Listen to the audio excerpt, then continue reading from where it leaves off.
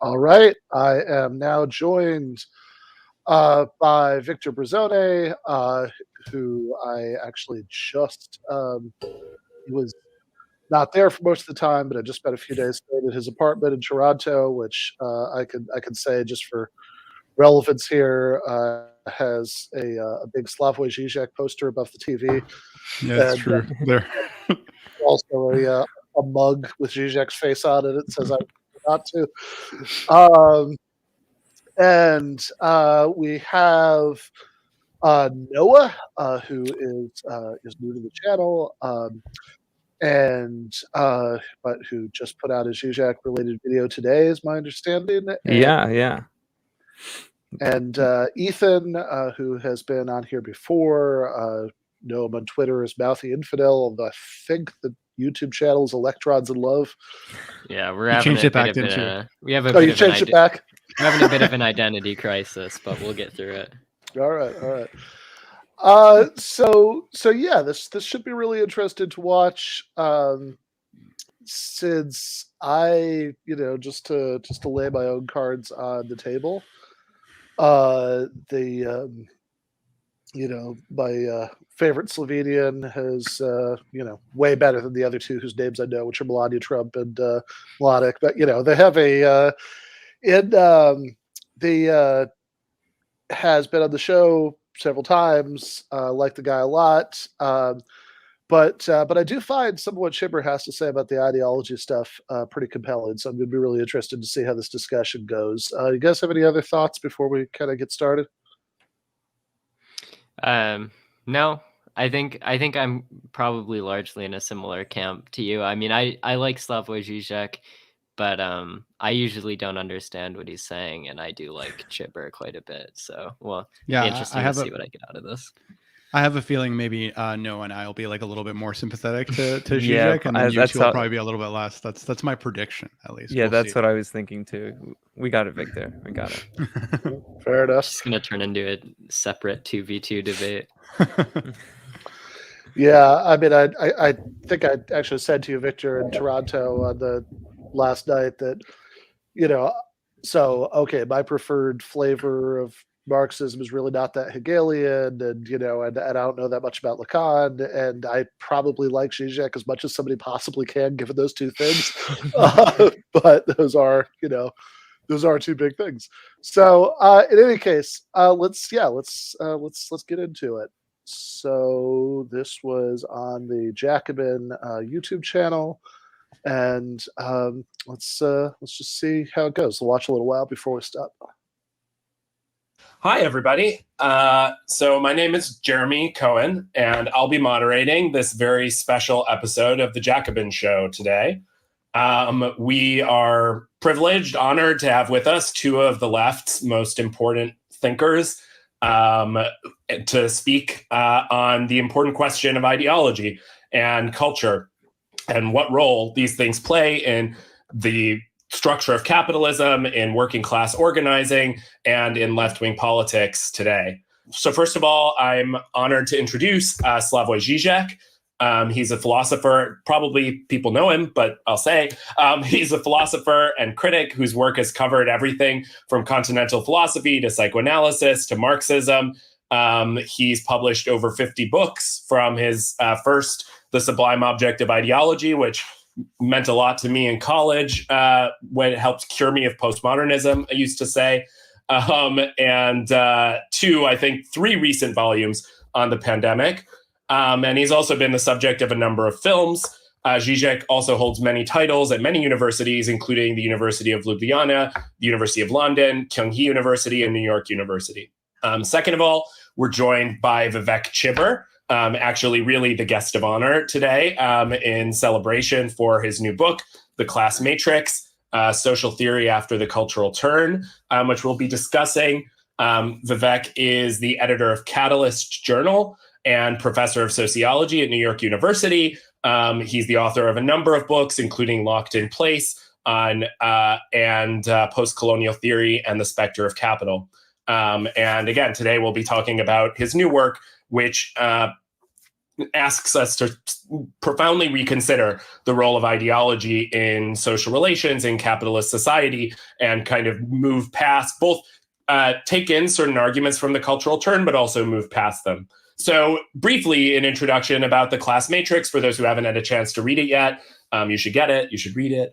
A major focus of Vivek's book is explaining what produces stability within capitalist societies. This comes out of the puzzle of why a system that is so racked by conflict has remained in place for several centuries and now rules the globe. If this is, as left-wingers think it is, a world that's organized along unjust and exploitative lines, why is it that rebellions are breaking out sort of everywhere all of the time? A classical sort of answer the left has provided, especially we might say in the Western Marxist tradition, to this question, to the sort of failure of revolutions, even in profoundly capitalist societies that seem in so many other ways to fit Marx's picture of where society was going. A classic kind of answer to this question is that culture and ideology, maybe even direct ideological indoctrination, to the values of the system have helped keep the system in place.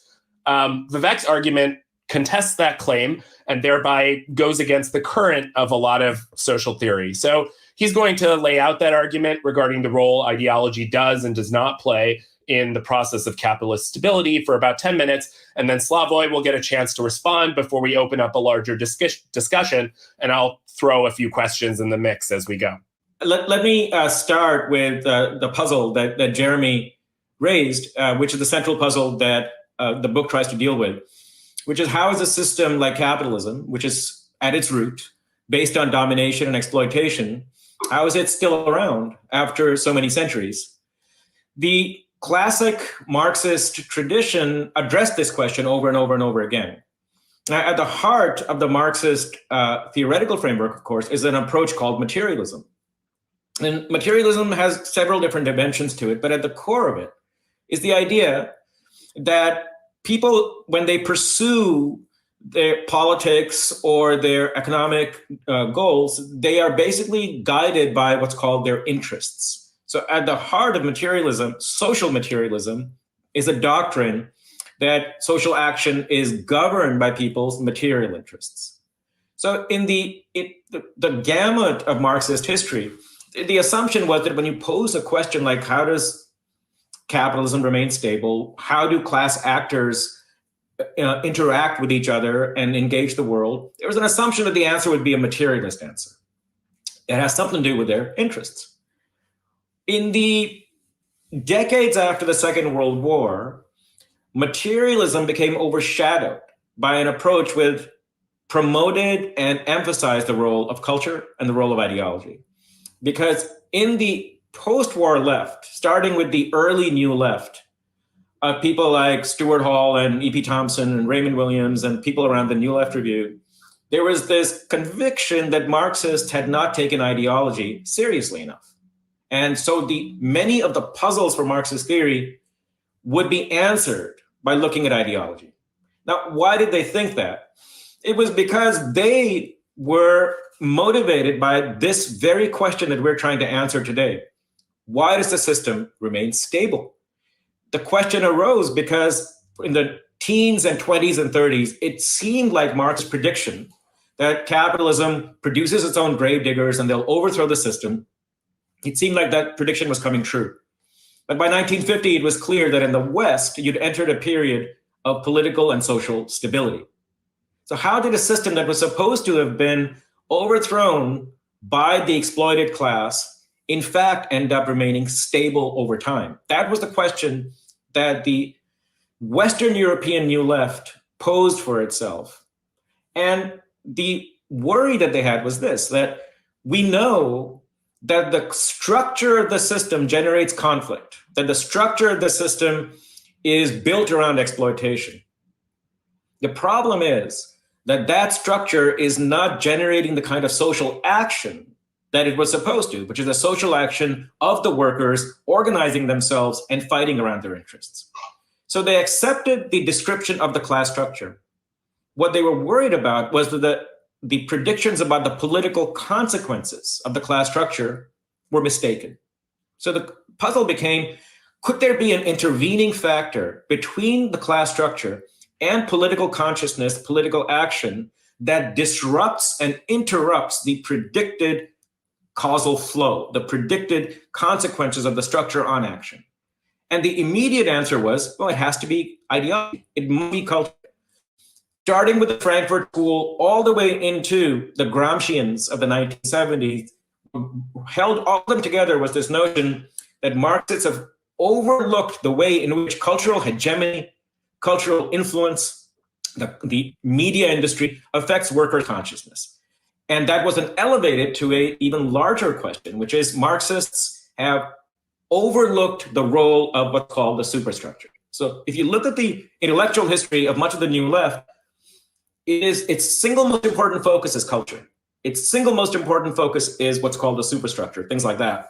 And it's considered a theoretical advance to focus on that because this is the gaping black hole inside Marxist theory. Okay, so now what I argue in my book is that this is profoundly flawed.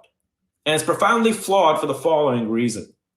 The New Left was stuck with this very awkward view that they accepted Marx's description of how workers confront capital and what the experience of labor is in capitalism. They accepted it, which was workers are dominated by their employers, they're exploited by them, they lose their autonomy, their wages are suppressed, they're treated to horrible working conditions, there's a loss of control over their lives outside of the workplace. They accept all this. But then they ask, why doesn't this turn into a political consciousness? And they say it's because workers are essentially socialized by ideology to accepting their place. Now, the difficulty with this view is you have to answer, how is it that the people who are undergoing these experiences somehow are simply by the force of ideology, the force of socialization, taught or persuaded to overlook their exploitation, to overlook their domination, and accept their place in the system? Underneath it has to be a view that the workers are dupes, or that they're irrational, or that they suffer from cognitive failure.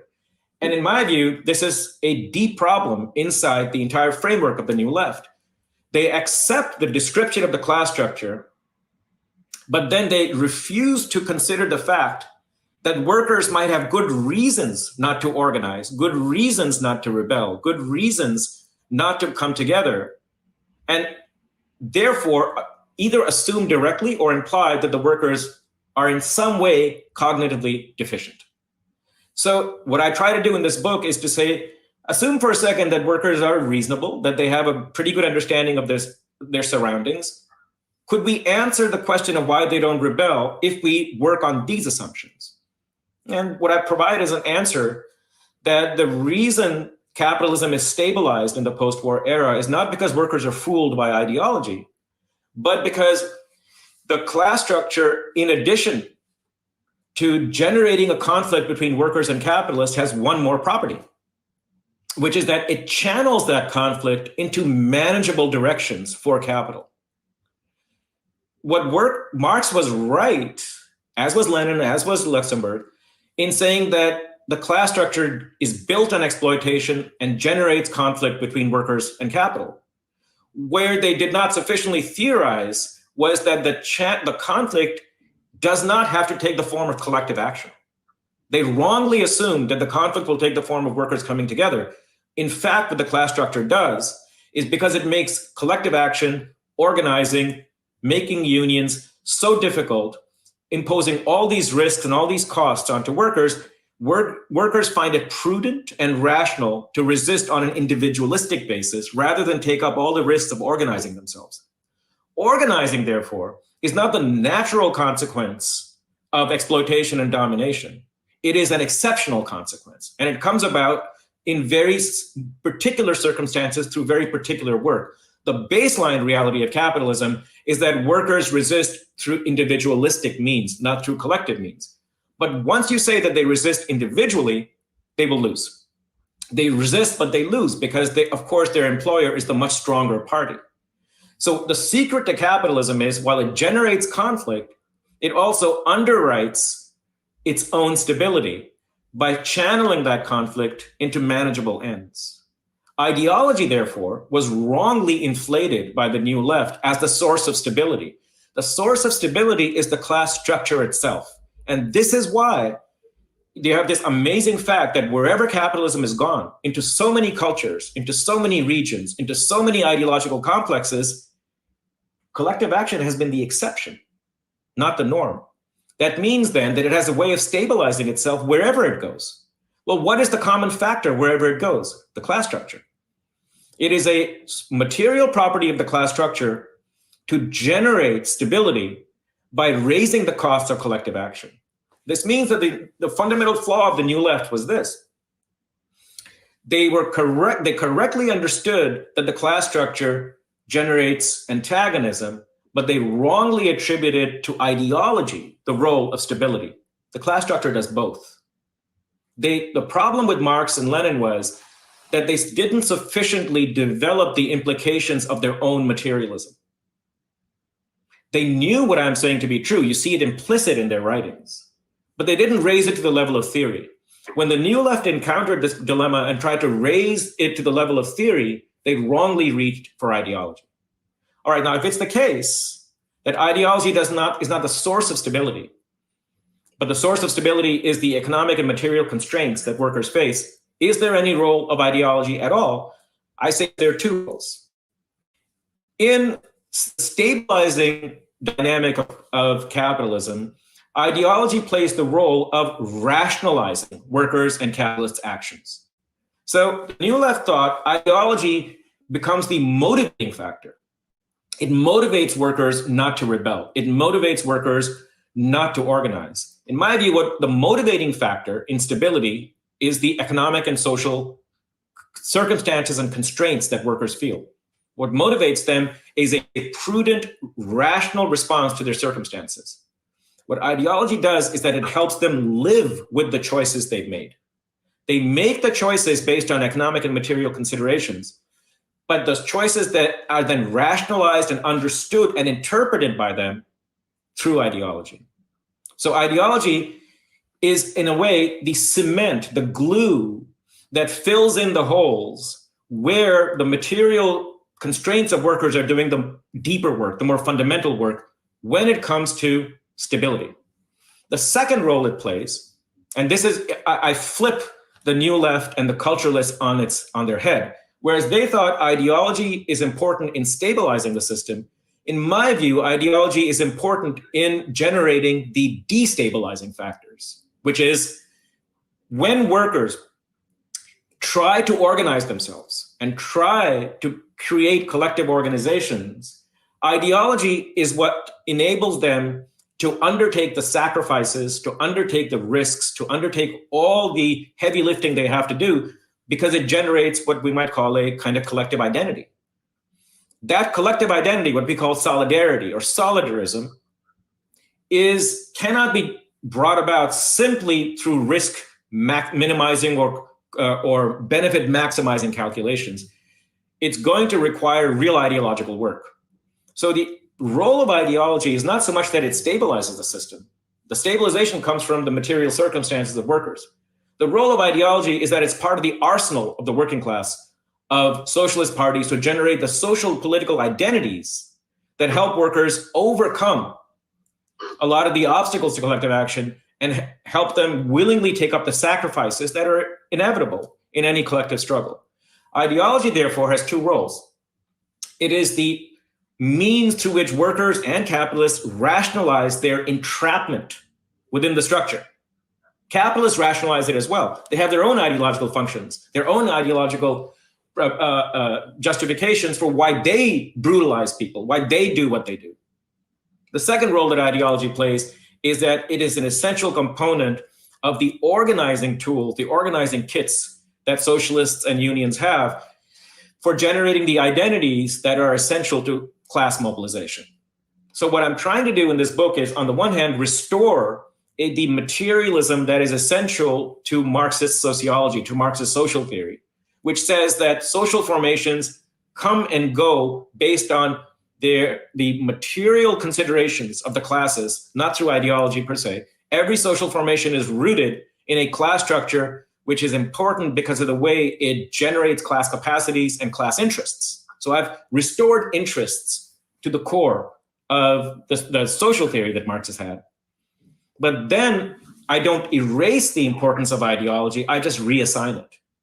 In stabilizing capitalism, it's a secondary factor because it provides rationalizations. In mobilizing workers, it is a crucial factor because it helps generate political identities. So whereas the New Left thought ideology stabilizes the system, in my view, ideology is part of the destabilizing package of collective struggles. That's in very condensed form, that's the theory. All right, thoughts? Yeah, I mean, I'm kind of curious. Like, I think a lot of that made sense to me. I'm kind of curious about like a definition of ideology. Maybe I missed it, but I felt like he didn't really give it at the very beginning. And I feel like there's several different kinds of accounts of what ideology means. Like on the one hand, it could just mean like obviously political ideologies. But then there's also another way in which I think is the way that Žižek thinks about ideology, which is really like a kind of spontaneous like way in which we like psychologically like creates like stories or fantasies about the world. And like that's, you know, a little bit more different than just like political ideology. So I'll be curious to see if that comes up like a clearer definition. Yeah, so far for me, I don't really see where they're going to disagree that much in terms of how they're defining ideology, because there's two things he said. One is that ideology fills in the gaps, more rationalizing what we're doing. And that is part of what Žižek considers ideology. That's like a very important part of that. A really good way to sum up how Žižek sees ideology is just we know what we're doing, but we act as if we don't. So ideology is sort of in that rationalization Vivek was talking about. So I'm really curious if there will be that much disagreement, because to me, it seems like they're almost in the same area in terms of thinking about ideology. Yeah, and also I guess in terms of, you know, that they might agree on that definition, but then I will be curious to see whether Žižek agrees with Chibber that's sort of the main cause of like you know, the class not mobilizing, collective action not really being feasible, whether that has nothing to do with ideology. Like maybe Žižek will think that like his account of ideology has is more of a causal factor. So there might be some disagreement there, but I still, I will be surprised if Žižek really comes out and says, oh, like I disagree with so much. Like I feel like I'll actually agree with like probably a lot of what Chibber says, but we'll see. Yeah, I think it'll mainly be a difference on where we put the weight. I think Žižek would probably weigh more on thinking that ideology is a determining factor, while Vivek's putting that as secondary, right? But I think overall, the way that he's trying to think of ideology is the way that Žižek moves from Althusser through Lacan to get to his idea of ideology. At least that's what it appears to be whenever he talks about it in the Sublime Object. So yeah, I'm curious if that's what he's going to go against too. But to me right now, it seems like they're sort of on the same front about how we should think about ideology. I think one thing I was a little curious about, because I'm not very familiar with like I think this debate is all the first time I'm really learning about Chibber's account of ideology. One thing I was curious about is in the opening he said that the function of ideology is to rationalize people's decisions that they make under the capitalist framework. But he also said that the classic conception of ideology is wrong because it assumes that workers are dupes, when in fact workers' actions are in reality rational. So I'm just wondering, like, what's the need for a rationalizing thing if, on his conception, the workers' actions are already rational? Yeah, I mean, I guess I would think of that maybe like, okay, so this is a weird reference, but I remember the book Nicholas Pizel, whatever the hell his name is, this book Wise Guys, which is what the movie Goodfellas was based on. There's a thing in there where Henry Hill is saying in Wise Guys that and you know, like whenever they like whacked somebody, like no matter how much everybody had liked him like the day before, They would like always like whenever they like got together and drank after that, they'd always just go on and on about what a miserable piece of shit he was, and what a good thing it was that he's dead now. And if you think about that right now, granted, a lot of those cases, I think it was like bar fights that got out of hand and stuff like that. But like to the extent that those were like rational decisions, right? To like get rid of this guy for business reasons. You can still see the psychological role that's played by convincing themselves afterwards that the guy was a horrible piece of shit. And I think something like that might be true, here, that like if because like as far as I could, I mean, I have not read Vivek's book yet, although I'd really like to. But as far as I can, tell, like I think his view about this is that basically, the reason why, workers don't rebel against capitalism, it's not, as Noah said, it's not a primary way, ideology. It's like all just like prisoners' dilemmas, right? It's like all like collective action problems, basically, that it's, even though sure, it would be in your rational self-interest if everybody all at once did it, and, and you could just, like have a general strike and get rid of capitalism, and the next day you'd have something else that would definitely be in your interests. It's much less clear that it's in your interest to like that it's like really a matter of rational self-interest to like take risks that might not, very well might not pay off, right? For the sake of collective resistance. And so, but like if you just think about it in those terms, like, well, yeah, I'm really being screwed over here, like badly. But like also it'd be like too much of a risk with like too little probability for payoff to resist. That's a pretty hard thing to live with, right? I mean, like that's psychologically, that's like a pretty bitter pill to swallow. Where so I think if you could like convince yourself that like, no, this is how things are. This is fine, actually, right? Like I'm not being screwed over. Like that might just be a lot easier. So yeah, I mean, that part of what Chibber said made perfect sense to me. I did just want to say real quick to Victor's original point. I do suspect that Victor's right that they might be using the word ideology slightly differently, even if there's some overlap in the analysis, because I guess the thing that makes me most suspect that is that I think, I'm not sure, you guys can correct me, or he can correct me as the debate goes on. But I think that in Slavoj's way of using the term, like it's going to be like definitely more specific to what Chibber seems to mean, and probably like innately negative. Like it seems like, because it seems like the way that Chibber is using ideology, he just sort of means like, being motivated by larger things about how you see the world, and not just by your perception of like rational self-interest.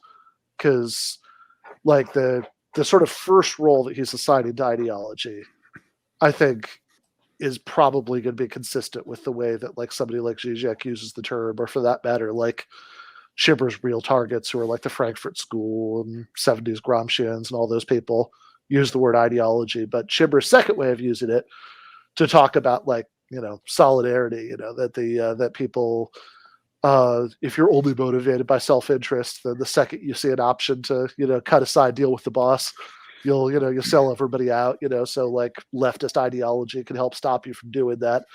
That second way seems to just, I mean, that seems to, calling that ideology, I think, seems to mean that he's using the word ideology in a really broad way that's like not inherently like there's no it's not clear that there's a implied accusation there that like ideology means like fooling you or like misrepresented something. Yeah, I agree. I think there's like two ways he's using ideology, and one is more of like a like you said, in a negative sense, where it's like you're being duped, and the other one is more of a way that shapes the way that we understand and interact with the world. So in the case of solidarity, right, there's an ideology that's pushing us to see the world in a certain way, and in a way that we can act within the world to change it. So I think, he's playing with two different ideas of ideology, which is why I think it's easy to see in some ways what he's talking about. I think will ring close to what Zizek is saying, and then in some ways it will probably be a little off. Yeah. Yeah, I was. Oh, sorry. Sorry, Victor.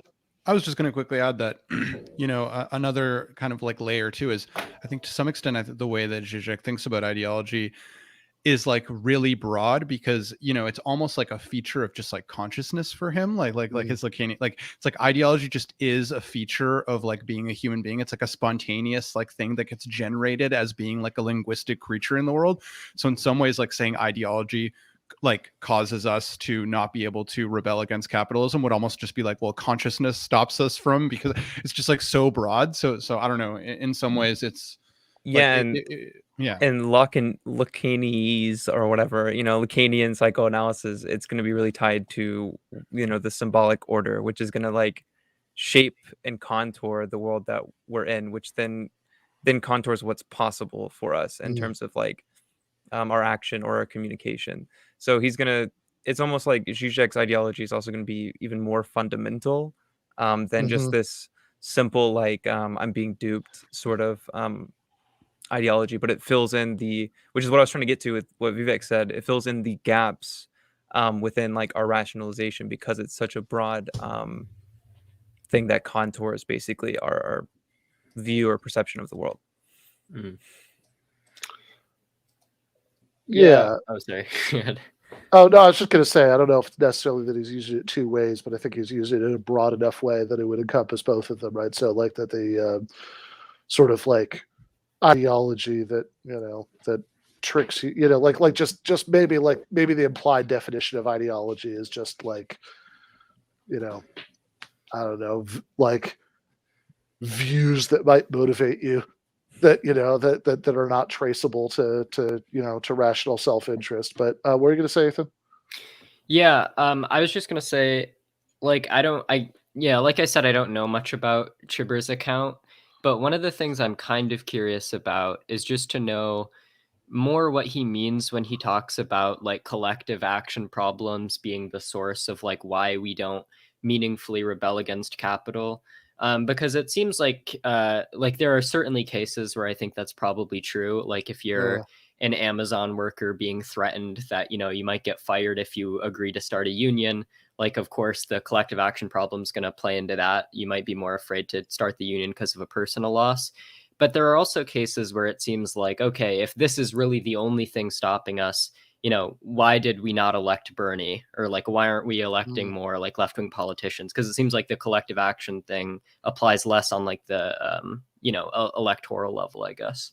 Maybe. Although I guess I do wonder even there, right? So like if you go like one level up from the worker who's worried that they're individually going to get fired if they organize their workplace, and think about like, the reasons why people might not, like, okay, you've organized the union, but you don't want to go on strike because you're worried that like they'll just like close that location, right? Then I don't know. I wonder if there is an equivalent for electoral politics, because if you think about the 2020 election, at least from the polling information, Bernie certainly didn't lose because Democratic primary voters disagreed with his policy proposals, right? I mean, like all of those states that Biden won, I think with the exception of South Carolina, because that's pretty conservative, but like otherwise, I think all the states through Super Tuesday and afterwards, that like where they did like state exit polling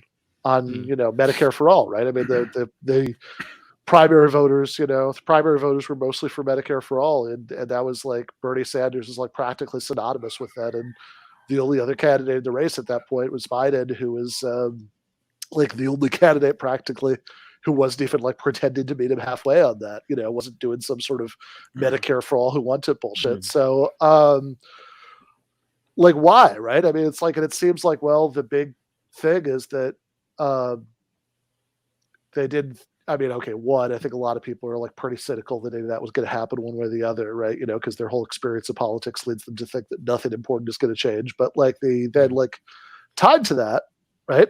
What were they voting on? Well, they were afraid of Trump winning again, right? And like that seems like some, I don't know, at least rough equivalent to me there, right? That it's like, well, if I were sure that everybody was going to go with me here and he was just going to win the general election and then do all this stuff, then sure. right? Of course, Bernie, right? But like, since I don't believe that, or I'm at least very cautious about that, right? Then I'm going to vote for the guy who I think is a better bet for general election voters to opt for to beat Trump, supposedly. Yeah, I think that definitely makes sense. Definitely when it comes to like Democratic voters.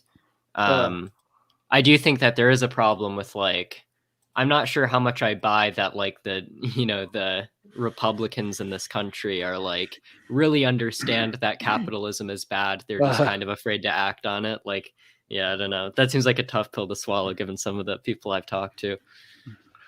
Yeah, right. So, okay, so you could say that, like, okay, to a limited extent with some voters, there's something you could say about these collective action problems. And I mean, even with Republican voters, it's kind of the argument that Thomas Frank was making back in 2004 and what's the matter with Kansas, that people sort of voted based on culture war because they, because they didn't see, basically they just didn't see like any reason to think that like what happened at the level of Democrats winning versus Republicans winning would make much of a difference, for them economically. But yeah, I mean, you could push this point and like say, yeah, maybe ideology has played a bigger role than Vivek is admitting here, because like even with Democratic voters, right, they wanted Medicare for all, but I mean, like it's not like they want workers control the means of production, right? I mean, there's a, like they're so say even with them, right? I mean, as they really understand on some level how much they're being screwed over, it's a good question. Mm-hmm. All right, guys, want to go on and watch Slavoj's opening statement? Let's do it. Thanks very much. And again, although I'm often identified as in my style, crazy postmodern guy who includes dirty jokes, jumps here and there, I try not to be. I often fail, write and talk like Vivek. Because I know that there are many so-called postmodern Marxists, and one of them even gave me the most disgusting pseudo-Hegelian justification of it. I told him, but you are inconsistent. It's not clear what you want to say. You know what was the answer I got? This inconsistency is in reality itself. So precisely through being inconsistent and self-contradictory, I give the adequate image of reality, blah, blah, blah. So let me just improvise a couple of points. You, Vivek, wonderfully pointed out how the great classics, Marx, Lenin, and so on, it's not simply that they didn't see what you, Vivek, were saying about.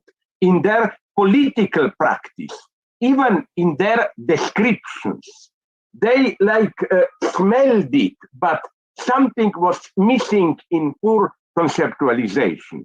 And that's, again, what I think about your Vivek, your work. We were all, many of us, who are all bothered by the same problem. What's the deep shit we are in? What's wrong? Why action doesn't happen? We smelled it, knew it, but here I am a materialist Christian in the sense of the word is logos is not at the beginning, but at the end. At the beginning, it's a mess. Then somebody here, Judith, Vivek, has to say the word, has to clearly formulate it. And all of a sudden, even if you don't agree with everything, but the proper terrain is formulated. So first, let me begin by a self-critical remark for somebody who is perceived as Lacanian, psychoanalytic, Marxist, whatever. I think, and this was even my founding experience, if I may permit myself this new age term, that psychoanalysis was often, unfortunately, used in the Western Marxist tradition exactly in the way you, Vivek, described the reference to ideology. It was Marxist economic analysis is correct, and so on, blah, blah. But there is no revolution, no collective organization. So not even ideology. They claimed, psychoanalysis will give the answer. And then you evoke all the obscurity of, death drive, perversion, and so ever, as if we will get the answer there.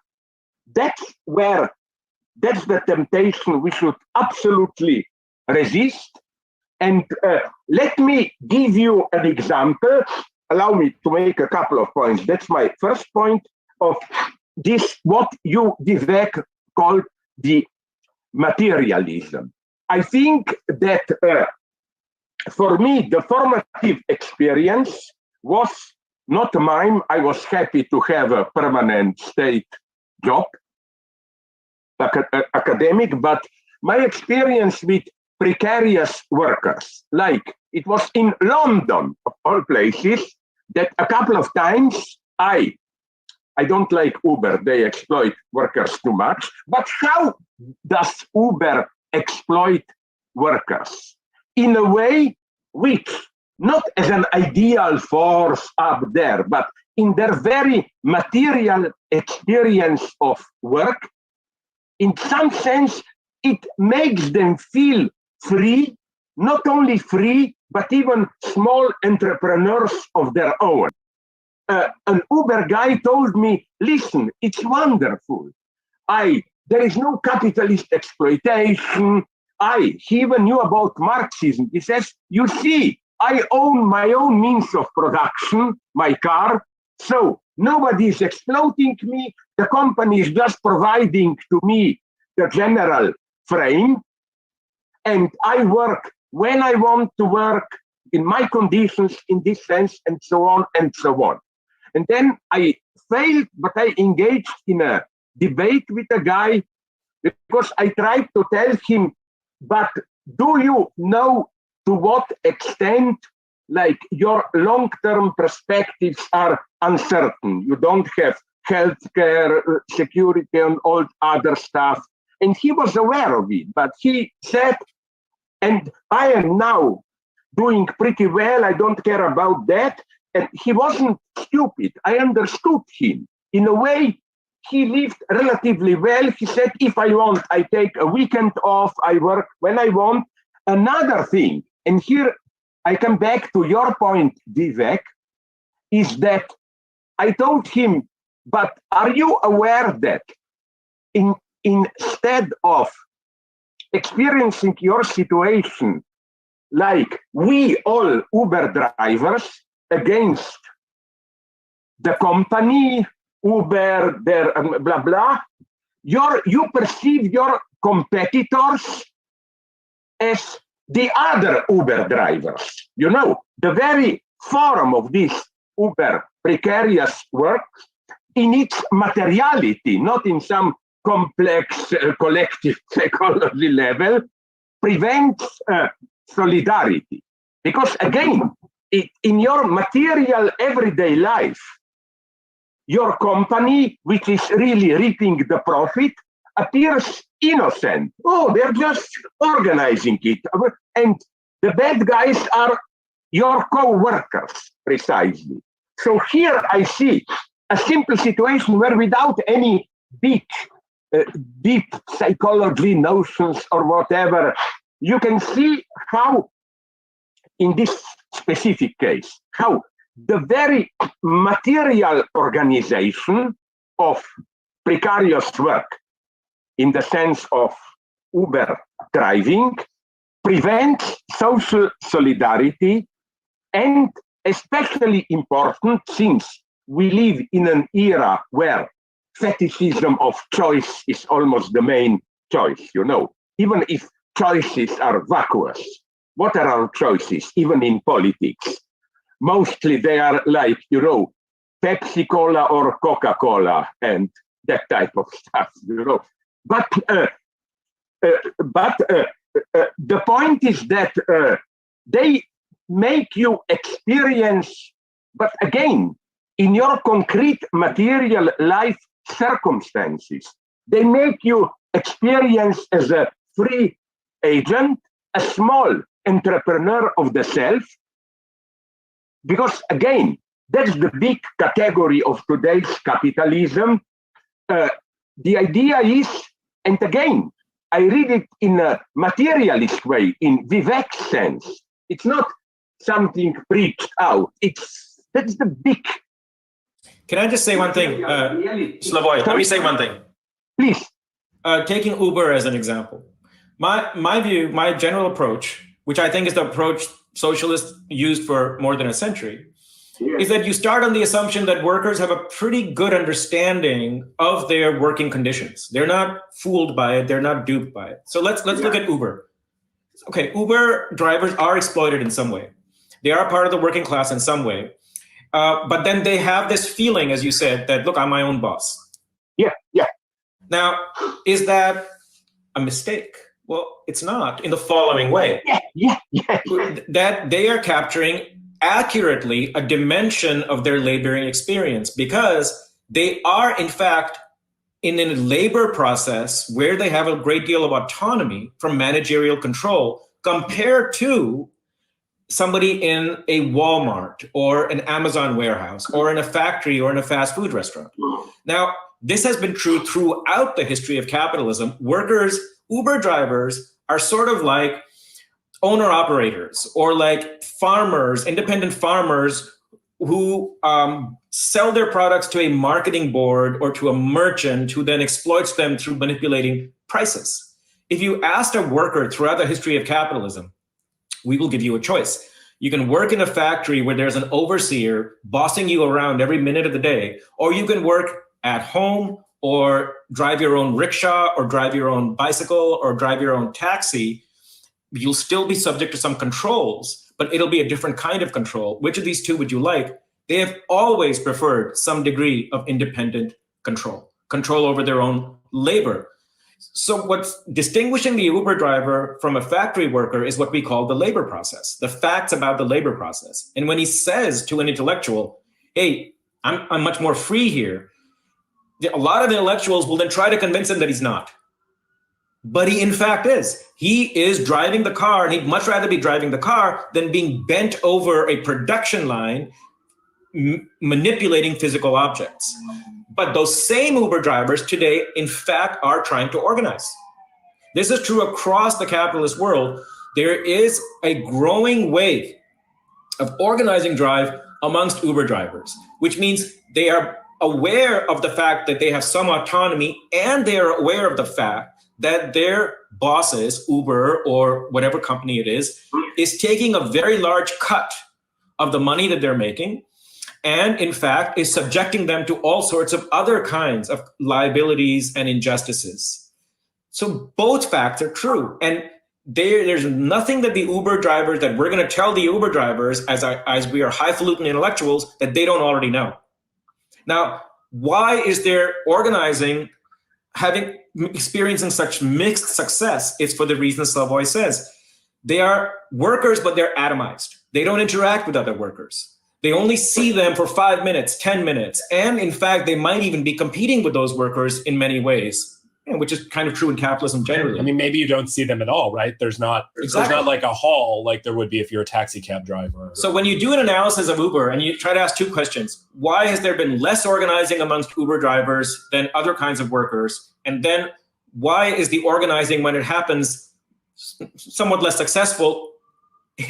It's all material and social factors. It's not ideology. The material and social factors are doing all the work of explaining it here. What the role of ideology is that they need to be able to generate a collective identity so that they can make their drive successful. But it's the material and social factors that explain why generating the identity is so difficult, for the reasons you just said. They don't see each other. They compete with each other. They have all sorts of other constraints. So from an organizer, from a socialist standpoint, even something like Uber, the basic facts about their subordination and their organizing are all structurally explained. You don't have to resort to ideology to explain any of them. And their own perceptions are quite accurate. But Vivek, just really briefly on that, I mean, couldn't an organizer sometimes use shorthand, like, hey, don't be a dope. Like the boss is really, the boss wants you to think that you're free, but really, like, look at it. How much do you get to determine? But the key point is this: when you say to him, the boss wants you to think you're free, but you're not, for your discourse, for your argument to be successful, you have to point to actual facts about their laboring conditions and their laboring experience, which means that you have to respect their knowledge. You cannot treat them as people who don't understand their circumstances. What you're doing is highlighting some circumstances over others. Now, but for the organizer, that means the first task is not to come out of your seminar or your party training and lecture to them about the nature of the proletariat. The first task is to learn the everyday, quotidian, ordinary aspects of their existence, which you don't yet know. But what are you doing when you try to learn those everyday aspects of their existence? You are admitting that it's their circumstances to which they're responding and not the wrong-headed conceptions in their heads. And until you understand those circumstances, you can't organize them, which is a tacit acceptance that it is their location and the structure and the facts about the structure that explain why they're doing what they're doing, and not simply phantoms in their head.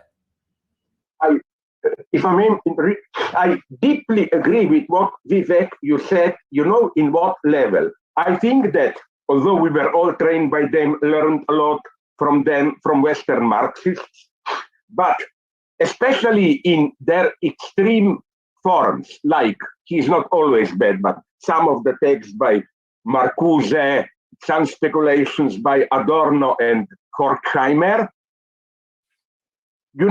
it's really behind it a kind of almost paranoid theory of total manipulation. Ordinary people are totally manipulated and so on and so on. So they paint a picture which is in a way self-defeating.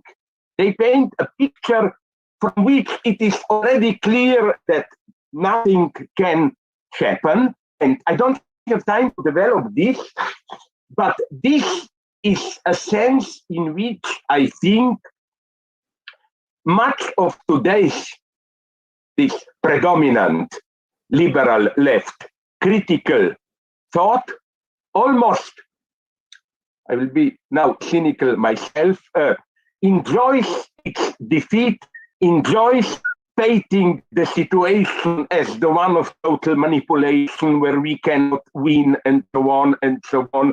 But let's not lose time on this. I want to... All right.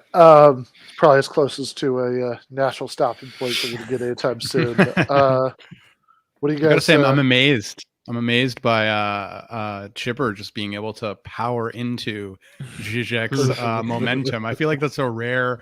I feel like that takes a rare courage and stick-to-itiveness. So I commend him for that alone. Mm-hmm. There's one point that I was a bit. Maybe Ben could clarify this. You obviously know more than I do about Chibber's account. There's one thing that was kind of confusing me because he seems to keep emphasizing this point that, like, we as intellectuals can't say that workers are just duped about their circumstances. We should assume that they understand their own, like, circumstance and so on. But doesn't Chibber's conception kind of imply that the worker is duped, like, about why they do what they do, right? Because Chibber's account is that people actually don't organize because of these material constraints, but then they convince themselves that they're doing it because of, these ideological things. So doesn't he still kind of assert that the worker is in some sense under some illusion? He just changes where the illusion is in some way. Yeah, I think that's a really fair criticism. Okay. Yeah, I mean, I'm not sure what to say about that. I mean, I think that I think that's right. I mean, I think that there is still some. I think there is still some illusion there. It's just a different. It's a different kind of illusion. Like what the relevance, the difference is to Chibber's point there. I'm not sure. Right. So he thinks that. Right. So he thinks that it's not that. It's not that people don't know their own interests. They do. It's that they don't. it's that they have some false beliefs maybe about their motivations, right? But I guess Chibber's point sounds like it. I do not know that much more about it than you do. I've heard him. I interviewed him once, and so like I heard like some version of this in that interview, and I have a general idea, I think, right? But and that's also like whatever. You've read Karl Marx's Theory of History, right? It's the point that in some ways, I think the point he's making here is the one that Cohen makes, G.A. Cohen makes in that book in a much sort of gentler, sort of very polite Oxford Don kind of way, right? Which is when there's this passage in there, it's like a paragraph, but he's sort of rolling his eyes at Marcuse, and he says, look, Marcuse says, like basically wants to like blame everything on ideology. And he says, doubtless he's right to some extent, but like, also it's not like there's a reason why Marxists never thought that like the revolution was going to come on any random sunny Tuesday afternoon, right? That people always thought that it was going to happen in a state of crisis, because it changes the cost benefit calculations, right? Like so I take it that's like some of his point, right? That it's that so I think that like I don't know. I'm thinking about this as I say it, but I wonder if like Chibber's point, like it's like there is a certain sense, even if one way or the other you think that people are deceived somewhere, right? Like there is a sense in which the rationalization thing might still sort of seem a little less condescending, right? Like that so it's like you might, I don't know if like Tony Soprano is like crying to Dr. Melfi about like whatever. You love your mafia examples, eh? I do love my mafia examples. About the whatever sort of like whatever sort of emotional story he's like told himself to justify whatever he's doing, and she says, like, come on, Tony, you're lying to yourself. That's not really. This has nothing to do with why you did what you did. That she's not calling him dumb, right? Because like she like there's this sort of implicit understanding that like he is a rational actor. It's just that he's not like owning up to his rational actoriness, right? And so I guess there might be something similar true here, where it's like even though technically there is some deception, it's one that seems a little less condescending to attribute to people, because it's not like they just don't know what their interests are. Yeah, I can take like a bit of another like stab at an angle on that, and I guess it seems like the debate or like the claim Chibber's trying to make is like, well, where is the causal mechanism located for why they don't, right? So like even though there is some mystification that happens afterwards, I think his claim would still be, but the point at which like the cause or that prevents the mobilization is actually like a material cause. And then he says, but then it's like after that then you have like a post hoc rationalization about like why you aren't doing it, or like it's a way of just coping with that reality, maybe, is like kind of a more simplified way of pretty much I think what Ben kind of got to with what he was just saying. So it's really like, where is the cause? Where I think like on an ideology caused story, it wouldn't be that there's like a kind of structural condition that like prevents the mobilization, but it's actually just like some kind of like ideological messaging that is actually the initial thing that stops you from acting. Whereas on Chibber's story, it's actually the structural factors that are like the point where the action is prevented, I think. Yeah, yeah, right. So I think I'm still not entirely clear like how this relates to Slavoj's view about ideology, but I do think that like you certainly see a lot of kinds of views that this like is a much more obvious kind of conflict with, right? Like when like I don't know, like Adorno's like writing a whole book about like astrology columns and like what they show us about how people are being manipulated by the system, or like, I don't know, like the Situationist International thinking that like you need to do some like subversive street art to like break people out of whatever spell they're in. Like, that's the kind of thing that like really assigns this sort of like primary driving role to the idea that people are just, like the big problem is ideology, and you sort of snap them out of the ideology, and then they'll see what's, then they'll like understand what's in their interests. Whereas Chibber wants to say, no, that's not the problem, right? People understand their interests just fine. So, I mean, if anything, like we need to get people to have this sort of, we need to get people to like care a little bit less about their immediate interests and more about, more about their fellow workers, this like collective identity, through solidarity, which, that makes sense to me. That's kind of what I was saying on the talk I gave at Ryerson on Friday in the Q&A about how I think that it's like a mistake to think that people are going to, like get rid of capitalism and institute socialism out of like pure, out of like nothing but pure self-interest, right? That they, you need self-interest because like good luck creating a new society if most people don't think that's going to be in their interests. But like if that's not linked to a sense that like what's happening to them is like unjust and objectionable, that they have like a legitimate complaint, it seems like that's only going to go so far. I don't know. No, you've been quiet. What are you thinking?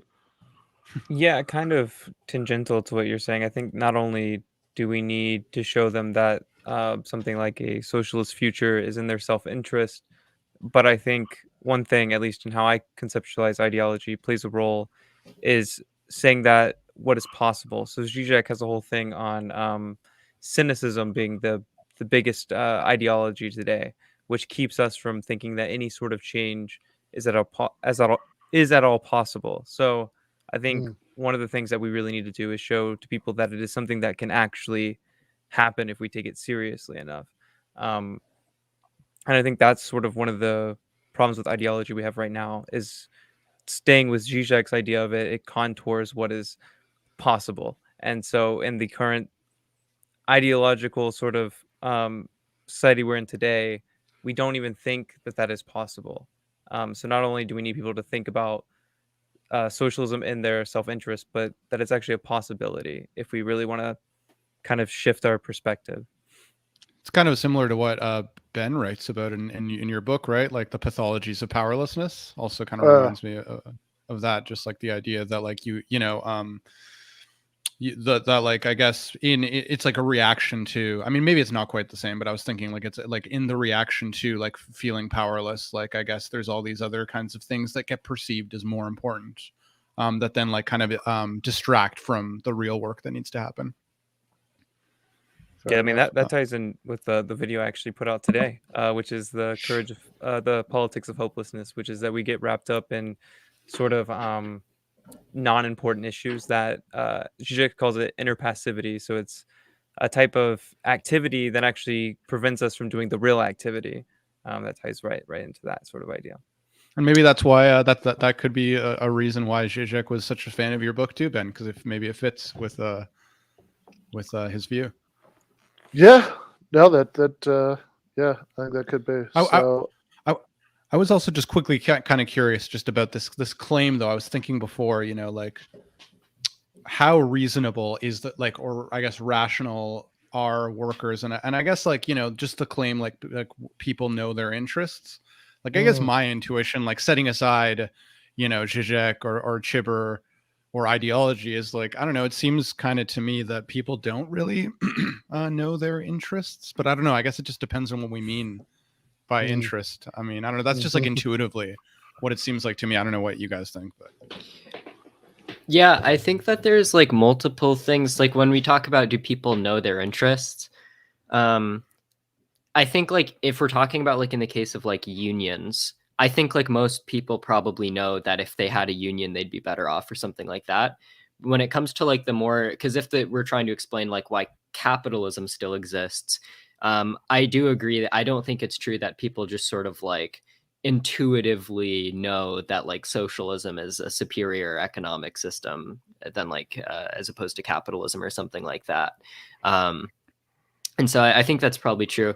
And I think that my intuition is similar in that I think that there's probably like a lot of people who are like do know that like socialism or like sort of leftist policies and so on are in their material interests, and then they don't do them for the reasons that Vivek is describing.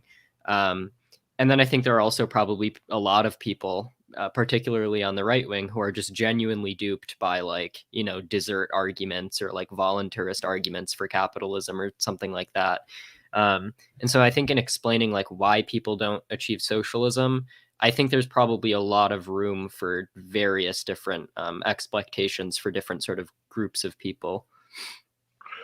Yeah, I mean, I do wonder though, because I mean, I think like, so you explain to a bunch of people how you imagine a social society working and like how it would be different from the kind of society they live in now.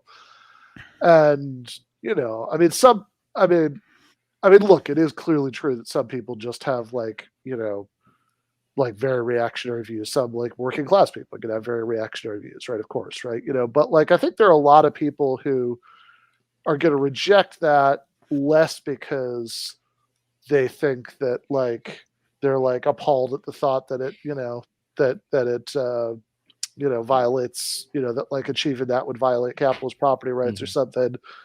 And more just because it sounds like a silly fantasy. Like that's like that just sounds like something that's never going to happen. And so like it's almost like, you know, you never even really get to the question of whether you'd want it if it did happen. Like it's just like, what are you talking about, right? You know, and I think that I'm just trying to think of like how you would kind of frame that in Vivek's terms. And I think maybe you know, I mean, this is, you know, I think maybe that it could just be something like, okay,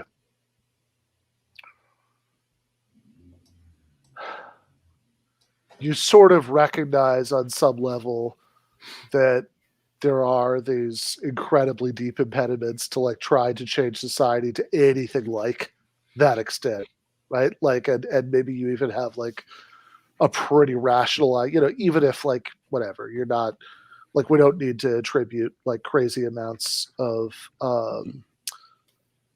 you know, you don't need to attribute crazy amounts of like, you know, political omniscience to people. I mean, I think just like most people could probably have some kind of sense without like having to think about it that much of how difficult it would be to like bring about that level of political change. And so it's so like in some ways the sort of like, well, okay, I'm not going to get excited about your shining vision of a socialist future. Like there's something very rational about that, because it's like, yeah, I mean, whatever. Like maybe what you're describing would be better, maybe it's not, but I'm not gonna, you know, like I'm just gonna sort of make this like very quick, very easy judgment call that it's like not worth worrying about that much, you know. Yeah. And then like maybe you can, and then maybe like you can have some ideology filling the role that Vivek thinks it fulfills, where, you know, where you're like, you know, once you've kind of done that, like, you know, like maybe you're also more likely to think it's like not even desirable, because it's like, you know, because that's, again, it's not, you know, that might help the medicine go down a little quicker, you assuming, because it's not you know, it's not like, oh yeah, that would be way better, but yeah, I guess we're screwed. Yeah, that makes sense. Yeah. All right, let's keep watching.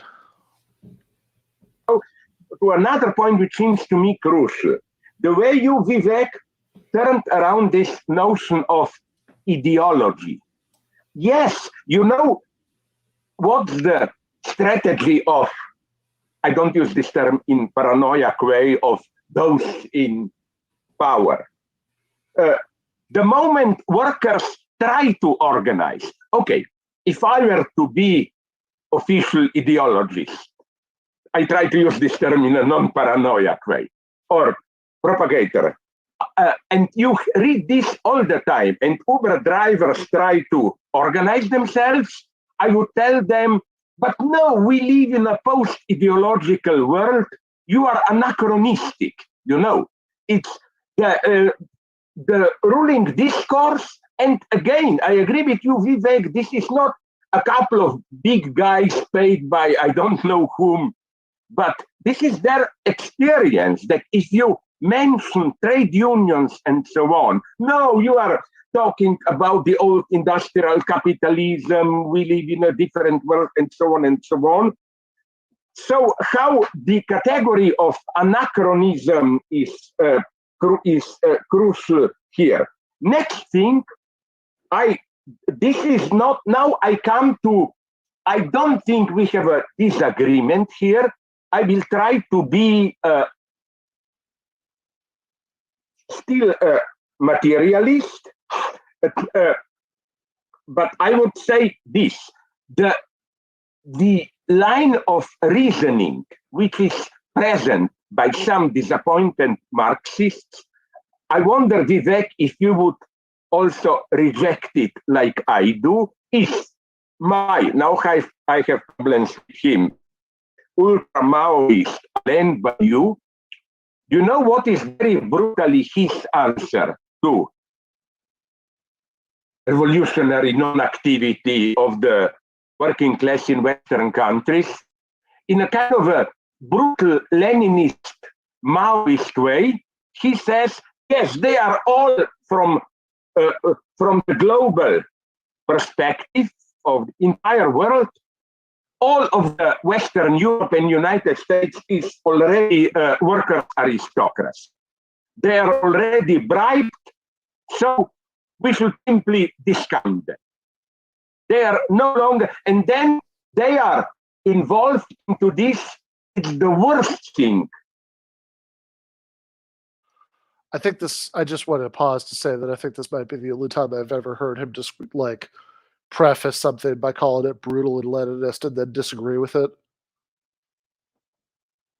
Normally that's the, normally that's like the lead up to, and this is correct. But anyway. Eternal, I remember it from my youth. I must be older than you, Vivek. How in 68, big problem was, yes, revolution, but who will be the subject? They, in their idealist way, wrote off the actual working class. Yeah. So then there was this search, eternal romanticizing temptation, either students, the idea was students are the truly exploited, then, and I never liked it. Did you notice how even today, the Western left is desperately searching for an idealized third world country where it's the real thing? Now the thing is not, it used to be, Slavoj, it was the peasantry under the influence of Maoism. The peasants were supposed to, yes. Now it's the indigenous. Yeah. Intelligent colonizers always knew how to incorporate indigenous elements to make their system of colonization stable. For example, I know maybe you also do very little bit of situation in India where, there is one of the most terrifying books that I know, The Loss of Manu, I think, a systematic description of everything, even, how do you make love? I love this. There's a very good section on how to take a shit. Yeah. And I think there's them too. A part there on, after ejaculation, in what way do you wipe your penis, whatever. But you know what I learned then through my Indian friends? In 17th, 18th century, this book was half forgotten. The British colonizers resuscitated it because they got it, that it's much better for the exploitation. Not that formula, I never liked it, that under capitalism, they all colonizers wanted us to imitate them. No, there is also a very strong colonialist multiculturalism, not in the authentic sense, but in the sense of let them have their own culture. Slavoj, I want to go back to what you said about Bourdieu, because it's very important. I don't want that point to get lost, because it's a very widely held notion among the white left in Europe and the United States, and some sections now of the left coming out of minorities, that the working class has been bought off in the West, and that its standards of living are too high, or that it's living on the fruits of imperialism, and therefore it cannot be a political agent. And it's a profoundly idiotic notion, because on the one hand, it is completely unaware of the recent history of the West, and secondly, it has a ridiculous theory of imperialism, which is also completely false. Now, for a second, I want to set aside the issue of the theory of imperialism. Let's just focus on the empirical descriptive claim they're making, that the working class has been bought off or is too well off.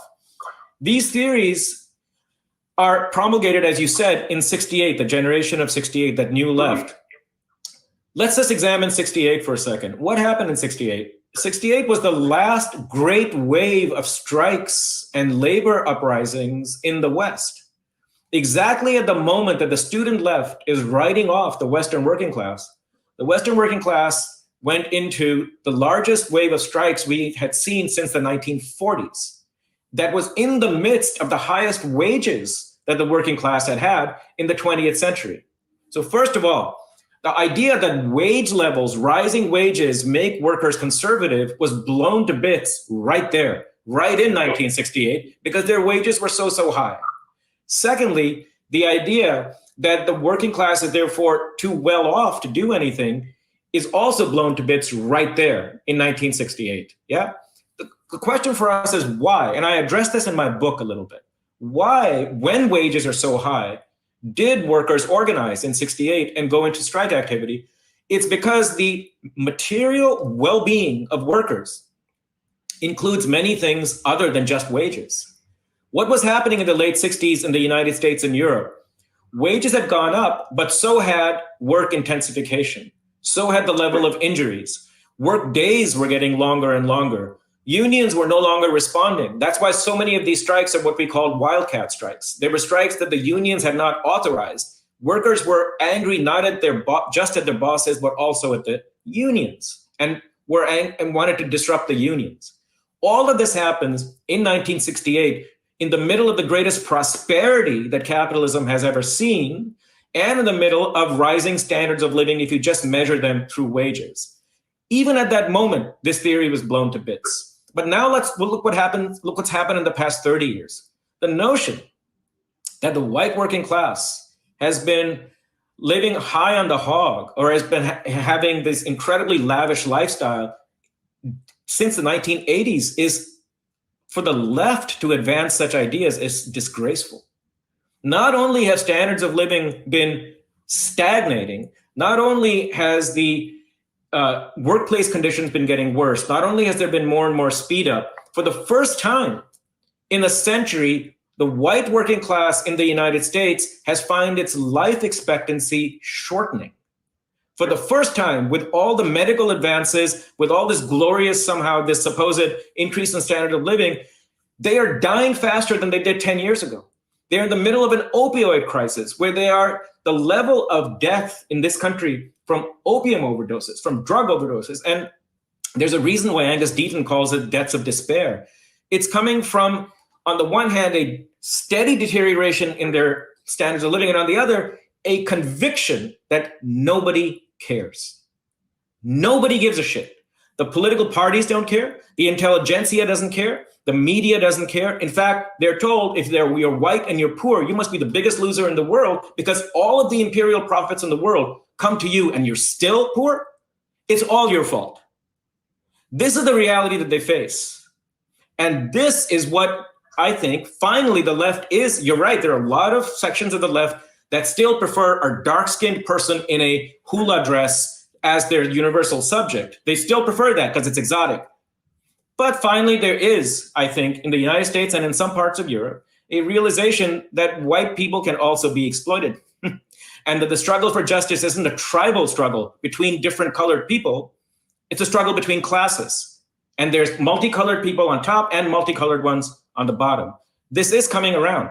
But this view that you described accurately is repellent. This notion that the majority of the Western European population can be written off because they don't abide by some mistaken picture that the left has in its head. That left does more damage than it does good. I wanted to ask, like, sort of along these lines, Vivek, what you're saying is, your book, I think, does a really good job at giving sort of the negative case of why, especially when we're thinking about working people's organizing, there are so many obstacles that are bound up with the class structure itself that, we can think it doesn't require a big, as Slavoj also said, a big, complex ideological theory, big, complex psychological theory.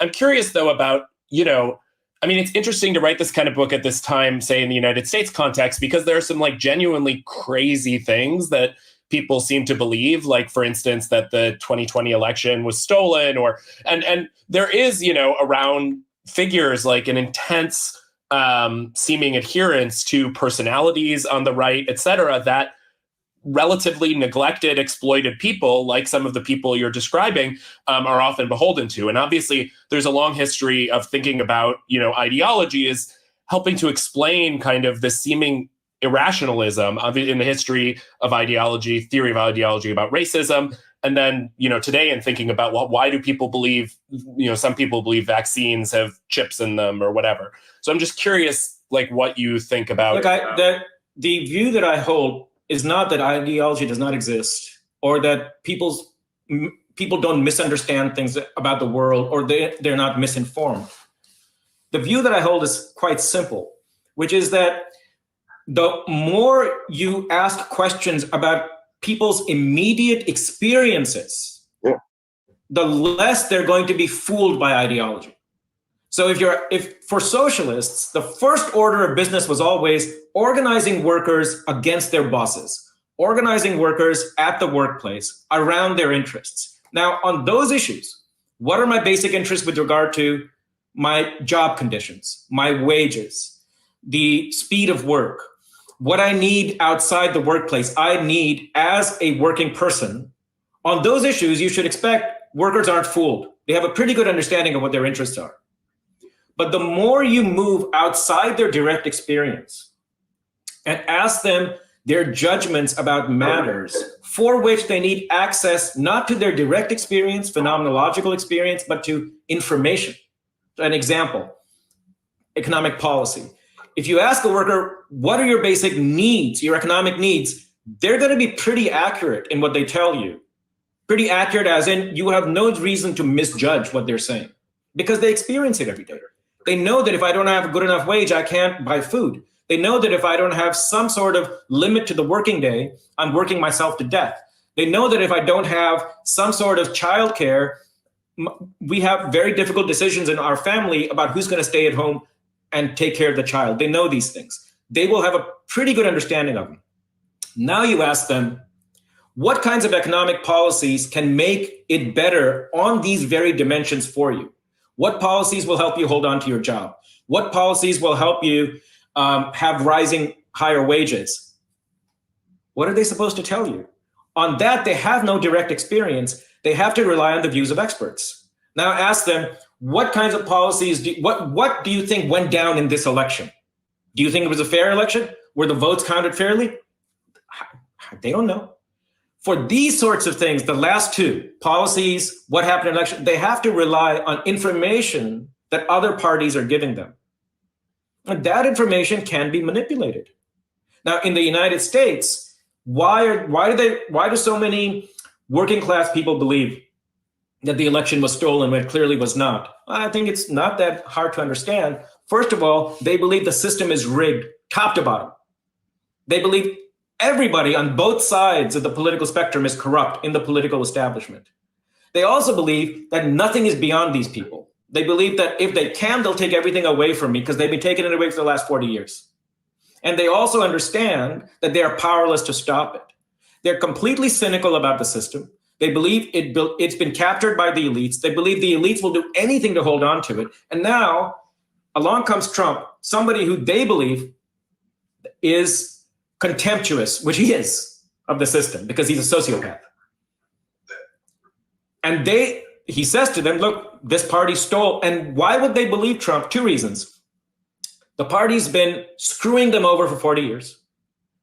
The party's candidates openly tell them that there's nothing we can do. When Clinton and when Bill and Hillary Clinton passed NAFTA, and in the aftermath of NAFTA, when people's lives were devastated, what did the Democratic Party tell them?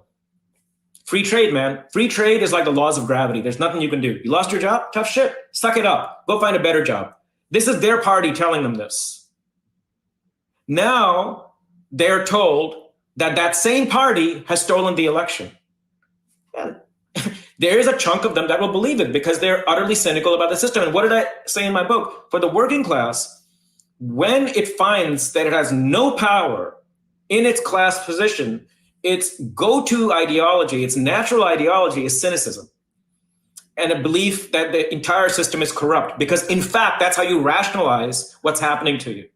Now, when you're already disposed to believing that the system is corrupt, of course, you're easy to manipulate on matters, but that you don't directly experience every day. Because you're dependent on information. I don't think it's a mystery at all, to be honest. I really don't. I think it's astounding that the left thinks that theories of false consciousness are to be tested in the electoral arena. Elections are the most complicated thing on earth. It's a very complex mix of emotions, rationality, and teasing all those things out is extremely difficult. The place you go if you really want to see if people are cognitively deficient, if they don't understand themselves, is in matters that they directly experience every day. And on those matters, you ask, for 40 years, Americans have been asked, what's the most important thing for you in your life? They always give the same answer, economic issues. It's always the same answer, economic issues. Now they're asked, what should we do about them? And then they're all over the place because at that moment they reach for information, external information, and they have no source. Every single avenue of information in America is a bourgeois institution. Every single one. What do you expect these people? They're supposed to spontaneously have a trade policy, spontaneously have political. This is just nonsense. It's from an intelligentsia that despises the poor. You hold your standards up high and you go, if you don't meet these standards, you're irrational. You have false. It's just nonsense. I cannot agree more than I do with you, Vivek. Why? Let me first, just a couple of short notes. First, 68. Did you notice, I noticed, because I'm old enough, blah, blah, I was there, how some commentator put this nicely, the way we remember today 60s, it's basically not 60s, but 70s. Because when the system stabilized itself, all the social components in France, you remember the highest moment, students joining striking workers from a Renault factory and so on, all that disappears and 60s remain orgies, sexual freedom, free use of drugs, and so on and so on. It's incredible how we falsely reinvented the 60s. Next point, I think it's very important, Vivek, what you mentioned. It's not just in quantitatively determined standard of living, how much you earn. It's one factor which concerns very much daily experience, which is, as you pointed out, this intensity, hyperactivity, and so on and so on. And would you agree? That's my question to you, Vivek. Would you agree about 2 points?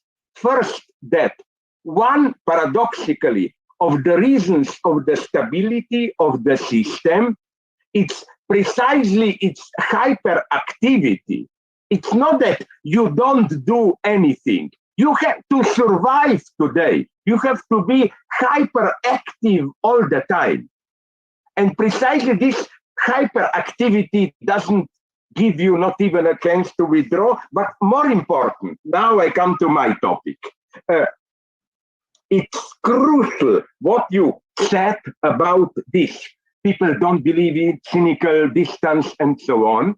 Would you agree, or am I going a little bit too far? But I tend to believe myself here that cynicism today, it's not a failure of ideology, it's the most popular, almost common everyday ideology. And as such, I don't think it really bothers the system. It's almost, I would say, in the interest of the capitalist system that people don't take seriously how to get politically organized and so on.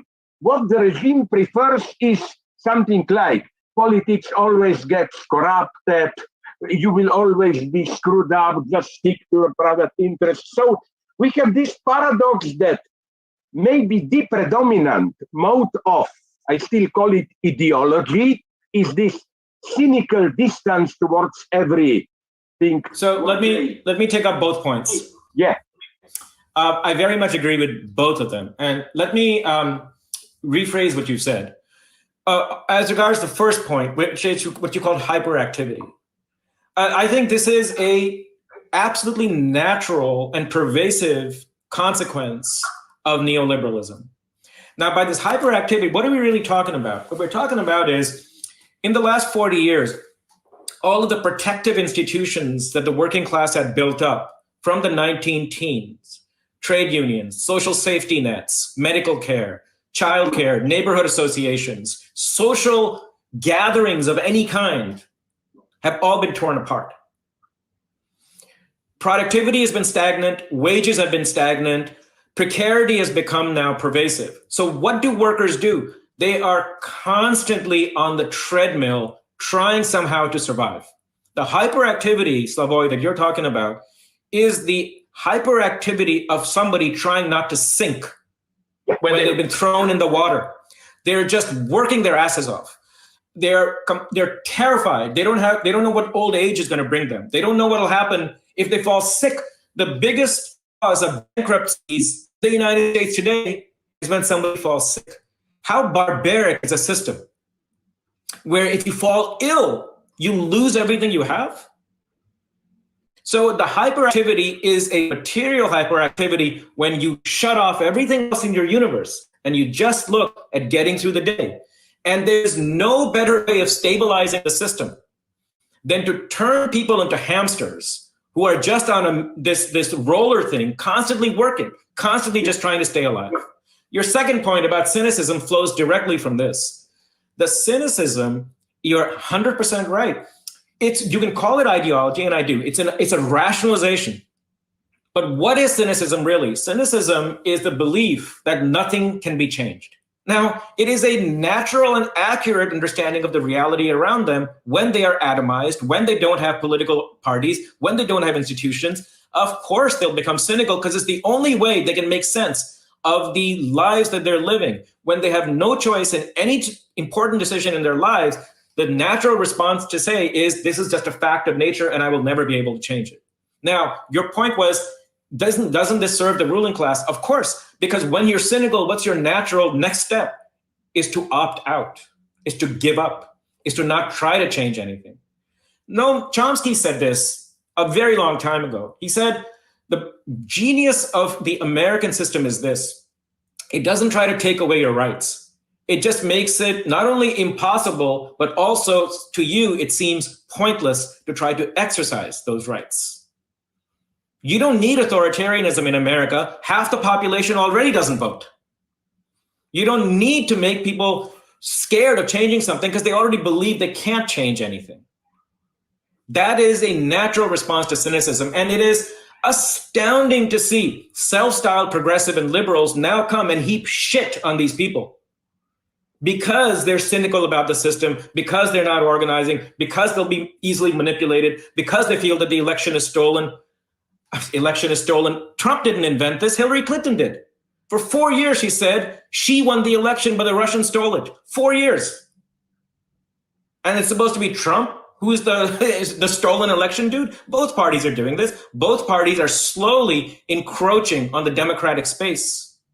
And as long as the left continues to heap opprobrium and criticism towards the majority of the population, because they're too white, too male, too hetero, this and that and the other, it just tells you it's not a left. It is a section of the middle class that has found a way to express its contempt for working people, contempt for the working class, either through writing them off or through the exoticism. Why are they exotic? I'll tell you why. Because you can't go to Bolivia and organize these indigenous. You could just watch movies about them and talk about it. So look at your life. You are now a revolutionary socialist who has written off the working class and who thinks the revolutionary agent is somebody who you'll never actually be able to see in your life. What's the result? I never have to do anything. I can simply watch black and white documentaries about the sexual mores of Bolivian peasants and talk shit about the working class as being white supremacist. That's your left. All right. So one thing that did occur to me earlier is, might go to something I think Ethan was pushing about whether there's maybe a bigger role for ideology in some of what Vivek's saying that he's they sort of presented it as if there is that like when he's sort of giving the big picture view, it really sounds like the class structure and the way that makes it hard for people to organize by making it not serve their immediate self-interest to organize is doing like all the heavy lifting and sort of bringing about workers decisions, and that ideology is like only there in the second step, like rationalizing it. But then I think if you listen carefully to some of the stuff he says and what we just watched, I've got to say, like he does, I think ideology might be doing more, right? Because there's a point where it seemed like what he was defending was something pretty minimalistic, right? Just like, well, workers aren't going to be confused about, like they're going to have a good idea of like what things aren't like sort of serving their interests in their like immediate context, like at their workplace or whatever, or like maybe even like what are the things they need in their life, right? To make it better, that they want politics to serve in some way or another. And, fair enough. But then he says, but then when it comes to like solutions, then they're going to external information and, it's all bourgeois media and whatever. And it's like, I don't know. I mean, for a second there, it kind of sounded like he was going to, Vivek, apart from personality differences that would stop him from putting it this way, like was about to say that he's, eating from the trash can of ideology every day.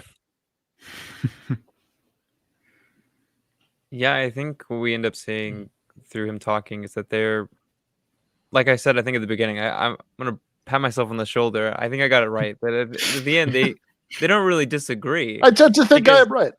Yeah. At the end, even Chibber agrees that cynicism is like this like horrid like ideology, and then he explains why it comes about, but he still kind of ends up admitting that it's an ideology. And for Žižek, that's like the ideology of today is cynicism. So it seems like they end up getting kind of close to the same conclusion, even though it seemed like Chibber was trying to set up something different. It seems like they come to the same place. Also in like Žižek, classic debate participation Žižek fashion, like he's not really debating. He's not really interested in disagreeing at all. He just wants to like talk about the stuff he wants to talk about. And like, I mean, I think at the beginning I was like, I was curious. I wonder if we'll get a definition of, ideology, and like, I mean, foolish. Like, I mean, I should have known better. Obviously, we're not going to get like anything as succinct like that from Žižek. So, it definitely does seem like they agree. And I think even what Noah was just saying, I doubt Žižek will even like pull on that and say, oh, like maybe you are. We'll see. I mean, maybe he will, but it feels like he's just kind of interested in talking about the stuff he's interested in talking about. So yeah, I mean, I think maybe like Slavoj's debate style is very like, it's like improv comedy, right? Yes, and right, that's like you find stuff. like even with Peterson, there was a certain amount of this, right? Like, you find stuff you could agree with. It'd be like, I could not possibly agree more. Yes. Yeah. Okay. And then here's my shit and how to tie it into that. Yeah. Exactly.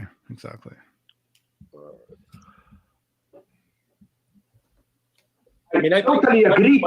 Sorry, please. So one other question, I think, I think that is right, and I think there's a kind of call in this book to organize, for the left to think of themselves as organizers rather than as sort of contemplative outsiders looking at the irrationality of the social scene and sort of being, whatever, eating your popcorn while the world collapses. I think one question I have, I guess, for both of you, really, because Slavoj, you're in many ways, I think your oeuvre, like your life's work, is like ideology critique, and so I'm wondering, the call for leftists to take organizing seriously, to think about interests. Is there a place? What place does ideology critique have in that? Is there a future for ideology critique, and also for the more kind of constructive project of ideology, sort of socialist ideology construction that Vivek you point to? I'm curious about both of your thoughts on that. Let me take this very briefly. Please, Vivek, if you want, go on. I think this ideology critique is in fact central for the left, even though I think that the world runs on material interests. So how is it central? Well, there are two ways, one obvious and one perhaps not so obvious to today's left. One way in which it's central is that even though workers make their choices based on material considerations, they rationalize those choices through an ideological apparatus. And oftentimes when you encounter workers, you will find them steeped in what you regard to be ideology, because they have to live with their lives. Some of that ideology will be harmless, cynicism. Some of it will be quite pernicious. So for example, the racism that one sees in a lot of American workers is a way of dealing with their own insecurity. There's this ridiculous concept that left academics like to work with called racial resentment, which means that white workers are angry and they're racist because they resent the fact that blacks have better lives, which is really absurd. And someday in Catalyst, we need to have an article on this, because the very same data that seems to show racial resentment is actually showing racial anxiety. And that's two very different things. It's one thing to be anxious about your jobs and not want a Mexican to take it over. It's quite another to say, why does this Mexican lead a decent life? I resent him for doing so. Resentment is the wrong term. But you will find racism. You will find a lot of misogyny. And you have to now try to get workers to come out of it. They will not come out of it if you simply wag your finger at them. They will come out of it if you talk to them about why they hold these notions, and if you explain to them everything they have to gain by ditching those notions. So you get out of ideology through organizing around people's material interests, not by shaming them, not by dismissing them. You encounter workers typically in some way or form steeped in ideology. So all organizing starts as ideological critique. The point of my book is the ideological critique cannot work unless it's anchored in an understanding of people's actual interests. And they'll tell you what those interests are. You don't have to go tell them. They already understand them. That's point number one. Point number two is this. A lot of the work of ideological critique has to do with undoing the damage of the intelligentsia. The problem, if you really want to find ideology, don't look to workers, look to intellectuals. Nobody believes bullshit ideology and bullshit ideas more than intellectuals do. So some of what we're doing on the left today, why do I write a book like The Class Matrix? It's not, no worker's going to read it, very few are. It's designed to show that the real problem right now is the left intellectuals and the garbage theories that they've been propagating. So much, you look at the organization you're in, Jeremy, the DSA, it's filled with garbage. It's filled with virtue signaling. It's filled with notions, this pandering to identity politics, all of which is middle-class politics. A lot of what the work inside political organizations right now has to be ideological critique, not of workers, but of the middle class that claims to be on the left. Much of what Marx did, what was the cap? He's agreeing with about too much with Slavoj, so he decided to start a debate with the moderator. Yeah, I love how like I think the moderator specifically asked a question of Žižek, and then he just came in again hot and was just like, "Yeah, I'll take that question." It's bold. Yeah, I like what he says though about, like, as someone who's in and amongst intellectuals, political theory.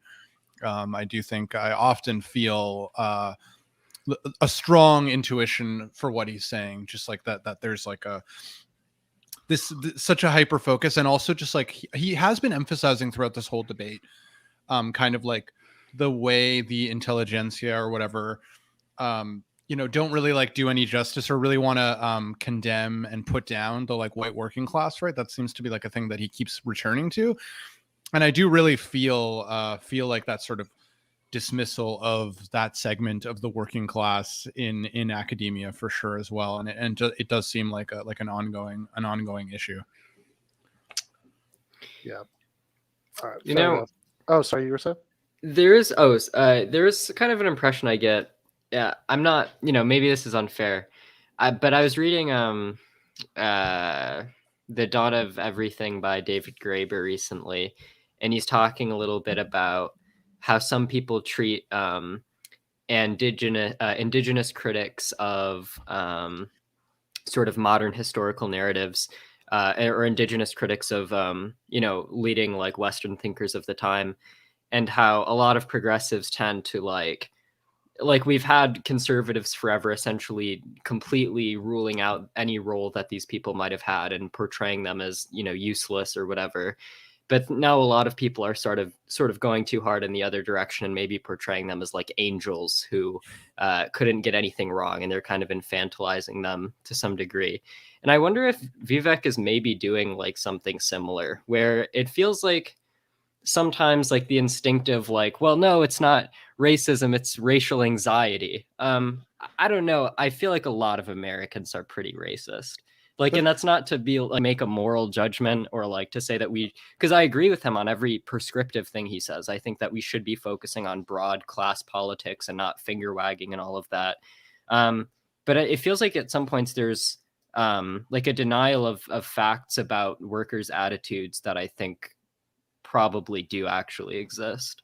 But is he denied that there's racism, or is he offering a different diagnosis of where it comes from? Because he does say, I mean, I think he explicitly said, right, there's a lot of racism, or what did he say? There's some racism, there's lots of misogyny, or anyway, I don't remember the exact wording, but I mean, it was something where he seemed to be pretty forthright that these attitudes were fairly widespread. I mean, I think at least in a racism case, I think he was objecting to the idea that, which is, I guess, an idea academics have, although it's not my kind of academics, so I don't really know any details. That racism comes out of racial resentment. You say no, it doesn't come out of resentment; it comes out of anxiety. And maybe that's right, maybe it's wrong, or maybe it's half right and half wrong. But I mean, I don't get the sense that he's saying. I don't get the sense that he's saying that there isn't widespread racism. That, like, in other words, wherever it might come from, right? Like however we might explain like why so many people are racist. Like unless I misunderstood something he said, I don't think he was like denied that, like, at the end of the day, a lot of people are pretty racist. Yeah, I think I interpreted, I was probably misinterpreting. I originally interpreted his claim about the racial resentment thing as saying like, well, it's not like that they actually dislike other races. It's that they're just like worried about maybe losing their jobs or something. But if he's just saying that, well, there is actual racism, but it's coming from resentment, then I think that's probably partially true. Or the other way around, right? That like resentment was the explanation he didn't like. The one he did was anxiety. Yeah, right? Yeah, racial anxiety. That's So I don't know. Yeah, I think without the explicit adding that there was a lot of racism and misogyny, you could easily interpret it the way that you did, Ethan. I think like almost the way he's saying it sounds almost like a downplaying, but I think the expression there at the end like kind of clarifies he's mainly talking about where it stems from, which is the anxiety instead of resentment. Yeah, I would be interesting to know like it would be interesting to know. So I guess, well, what was his like alternative? Because he says he thinks the source is anxiety, and then like the alternative source that other people will postulate that he's disagreeing with is like racial resentment. But I guess I don't know why those two things would be in tension if maybe they're just different points in like a causal chain. So, I mean, I don't know, because the problem is I don't know enough about the contrast view that he's criticizing here to be confident about this. But it, maybe, I don't know, Victor, you might actually be more familiar with, with like whatever he's characterizing, and you can maybe tell us whether he's characterizing it fairly or not, But I'm just basing this on the fact that you study political theory and you seem to be around a lot of woke grad students a lot of the time. So like, whatever they think, you probably have your finger on the pulse of. But I don't. I think that whatever alternative view he was characterizing, his characterization of it at least was like,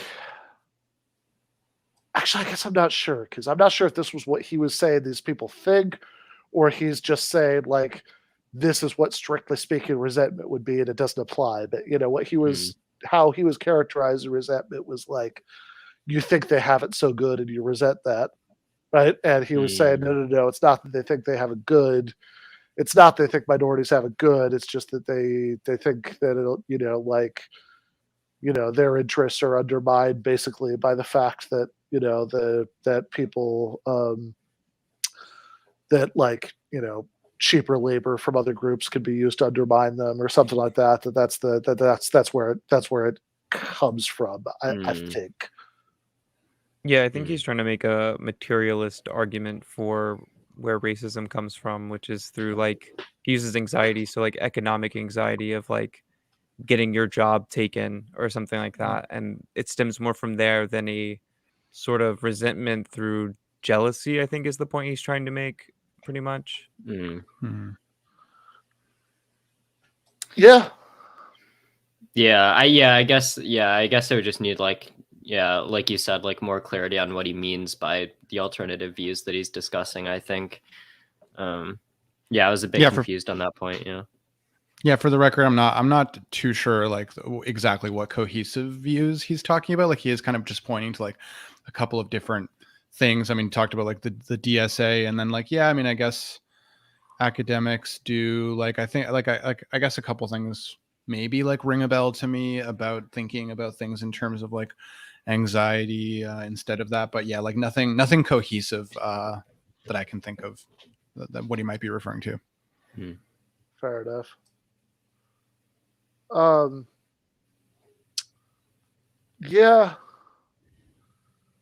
Yeah, so I mean, like, I guess just circling back, I'm wondering I'm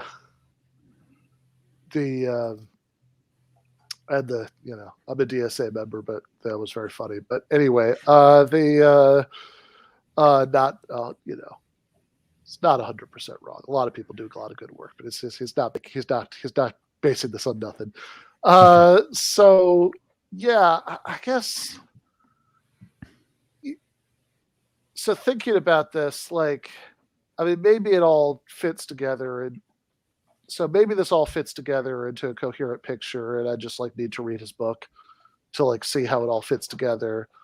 But yeah, on the face of it, I think there, like, it sort of sounds like there are at least two ways of he's presenting his view throughout this debate or whatever it ended up turning into. Like, one of which sounds like it would sort of be much more in conflict with, the sort of thing that Slavoj is doing, right? And one of which sounds a lot less likely to be in conflict with it, right? So the one that sounds more like it'd be in conflict with it is like ideology is just not very causally important. And the early stuff really made it sound that way. And the later stuff kind of made it sound like, well, actually it can be pretty causally important in like, understanding a lot of like workers' attitudes and a lot of their political views and etc. It's just that there's like something to work with in combating it if you're like sort of starting at the level of like the workplace and all, or like people's immediate interests and whatever, that there's and that like you sort of need to, it's like the sort of more important work to be done in combating it is like organizer kind of work, not like philosopher kind of work, because, because the more, because like in stuff that most immediately affects people's lives and most immediately affects their like immediate interests, that's where they're like least vulnerable to ideology. And that, and that maybe you could like start from there and like build out to the stuff that's, that's less immediate. I don't know what you guys' sense of that was, but I mean, those do, I have to say right now, at least, maybe it's just a difference in emphasis, right? But those do sound pretty different to me. Yeah, I think I agree. Like, because there's, the way I would been thinking about it is there's this story that he initially is saying that like it's just kind of like structural material factors that are like the main cause, and then once those barriers to change, right? I mean, I think there's something really persuasive also just like about the general story that collective action is just like not in our rational interest, like it just because it's just like so hard to mobilize other people. But then like once the decision to not act has been made and we're kind of like stuck, then there is that story about like the kind of stories we tell ourselves about why, right? Which he does acknowledge, like I guess the cynicism. I don't know if that fits in exactly to like the way that ideology after the fact that like the workers have not acted, but it still does seem like those factors now after the initial failure to act is seeming like a barrier to action. And the more that he talks, if that makes sense. And like, and I think one other thing I've been thinking about as well is like, identity. Like, I mean, maybe this is too much of a tangent, but I've just been wondering about like a lot of the working class in America who, have more right-wing sympathies, the white working class. It does feel like identity seems like such a big factor, like in the sense that like, I am the type of person who X, like I am the type of person who is against communism or something like that, right? These factors, like it really does feel like that stuff has an impact on the ability to act sometimes, or at least it makes it seems like it has an effect on people's consciousness where it's like their mind won't even go there because they're like, oh, well, if I entertain that possibility, then I'm going to be like one of those, I don't know, like woke commies or something like that. Right. So, and it just does seem like that seems to have some causal significance to me. And like, as he's been talking, it seems like maybe there's space for that, but I'm not sure. I wonder if, because they've talked a lot about cynicism. I wonder if the point about cynicism being like a dominant ideology in any way like cuts against Chibber's like broader points about how people need these sorts of ideological rationalizations. Or maybe the cynicism is the ideological rationalization. But I guess like when he originally said that, what I thought of was like somebody maybe not joining a union because of some collective action problem. And then they convince themselves, well, I really am against unions because of this thing Milton Friedman said, or some sort of libertarian philosophical argument. But it seems like if the idea is that people are just hyper cynical, then there's no need for that, right? Okay, I think my interpretation is closer to your first one. And yeah, I mean, I guess going back to what Victor said, I also think like, okay, I mean, he's got to have some like, Vivek's got to have some room for that because, like, at least part of his solution, like, I think part of his solution is just that, like, sort of in the process of organizing where you kind of start with like very small immediate things where you could like show people how their interests are served by collective action. And, I don't know, maybe if you start small enough that they're immediate interests really are served by that, right? And then part of it, but like, so that you can, in the process of organizing, you can actually change, people's immediate interests so they do line up more with collective action. I think that's part of the solution. But then I think part of the solution is just that people develop the sense of collective identity, that they, so like they can they'll be more motivated by solidarity in the future. But I mean, that second part, well, okay. I mean, if that could have a causal impact, then yeah, I mean, all sorts of other collective identities could have a causal impact, right? I mean, you can't let in one, without without letting in others. So I don't know. I mean, I guess I'm not totally sure what I think about some of this, but I think that but I also think that, like, even if you sort of end of the day kind of say, like, okay, ideology, like bad ideology, can play more of a role than like his like a certain ways of presenting his view, at least make it sound like, or like something about that like initial presentation of the story makes it sound like. I don't know how much, like, that might just be true, but I mean, I also don't know how much it matters, because you can still see his point. It's like, okay, like, what are we going to do, right? We're going to like send out, we're going to like send out an army of like, theorists and, philosophers to sort of like de-ideologize people, right? I mean, probably not, right? I mean, like, if you want to say like the aspect of this that is most amenable to solution, right, is probably still the aspect that, that his theory tells you to focus on, right? I mean, like the sort of, approach it like an organizer, like think that people assume that at least in an immediate way, people understand their interests, and, and then like try to show them how, those interests can be helped by, by collective efforts and all that, and kind of build out from there. And, I mean, I don't know. I mean, I saw somebody in the chat who might have been making a more complicated point than I'm giving them credit for here, because, it was flying by in the chat, right? I mean, I didn't read the whole thing, but but like, sort of had this phrase about like, oh, this and that and the other thing are all complicated, but all I hear from this, the Jacobins / whatever the other thing was left is, join a union, bro. And I think it's like, okay, but I mean, like, join a union, bro, probably is actually the most concretely useful thing you could possibly tell somebody, right? Like, that's sure, like, if you want to actually like advance the possibilities for left and egalitarian politics in the United States, just in general, then like that actually is the most important action point. And also, by the way, for, I mean, go back to the racism, right? I mean, I think that I think historically in some pretty racist parts of the country, collective organizing, right, labor organizing has been like a hugely important factor in reducing that, since people, I mean, like just the sort of practical necessities of that kind of effort, you end up working together with other kinds of people, and you don't necessarily come out of the process having perfect attitudes, but they like, probably are going to be a lot more humanized, and you're much less likely to see them as, the competition.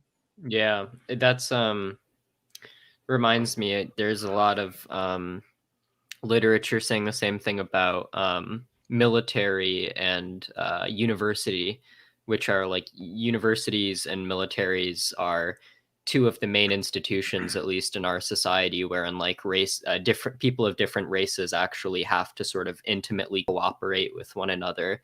And that's why you see that people who have worked with other races in the military and who have lived with people of other races in universities show like a dramatic decrease in negative like racial sentiments and so on after those types of experiences. Fair enough. Yeah. Also, by the way, on the question of just like, people, like the extent to which people actually know their interests, like, and the extent to which, we could send out theorists to, de-ideologize people. I will say, like, earlier I was saying, okay, I'm not convinced that people necessarily know their interests that well. But then, like, the other thing that I think is true also is that, like, even when people do like know their interests, or they have an idea that they like rationally agree with, very often they don't even act on it, right? Like, I even think from my own experience, right? Like, I think veganism is probably morally preferable. I'm still not acting on it. People know that doing more exercise will, make them healthier. They don't act on those things. And I'm sure there's a lot of people who think that unions would be.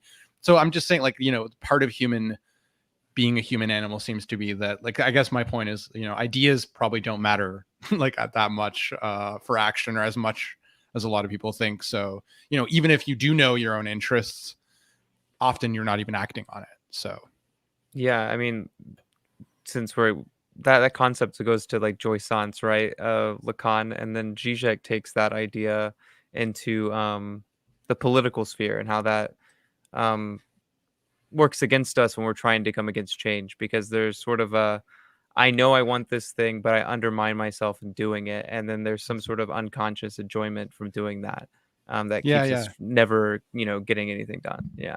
Exactly. Zizek has that whole thing about like I know very well, but I still don't, or whatever. I Yeah, forget exactly yeah. his formulation, but I think that's what you're referring to. So yeah.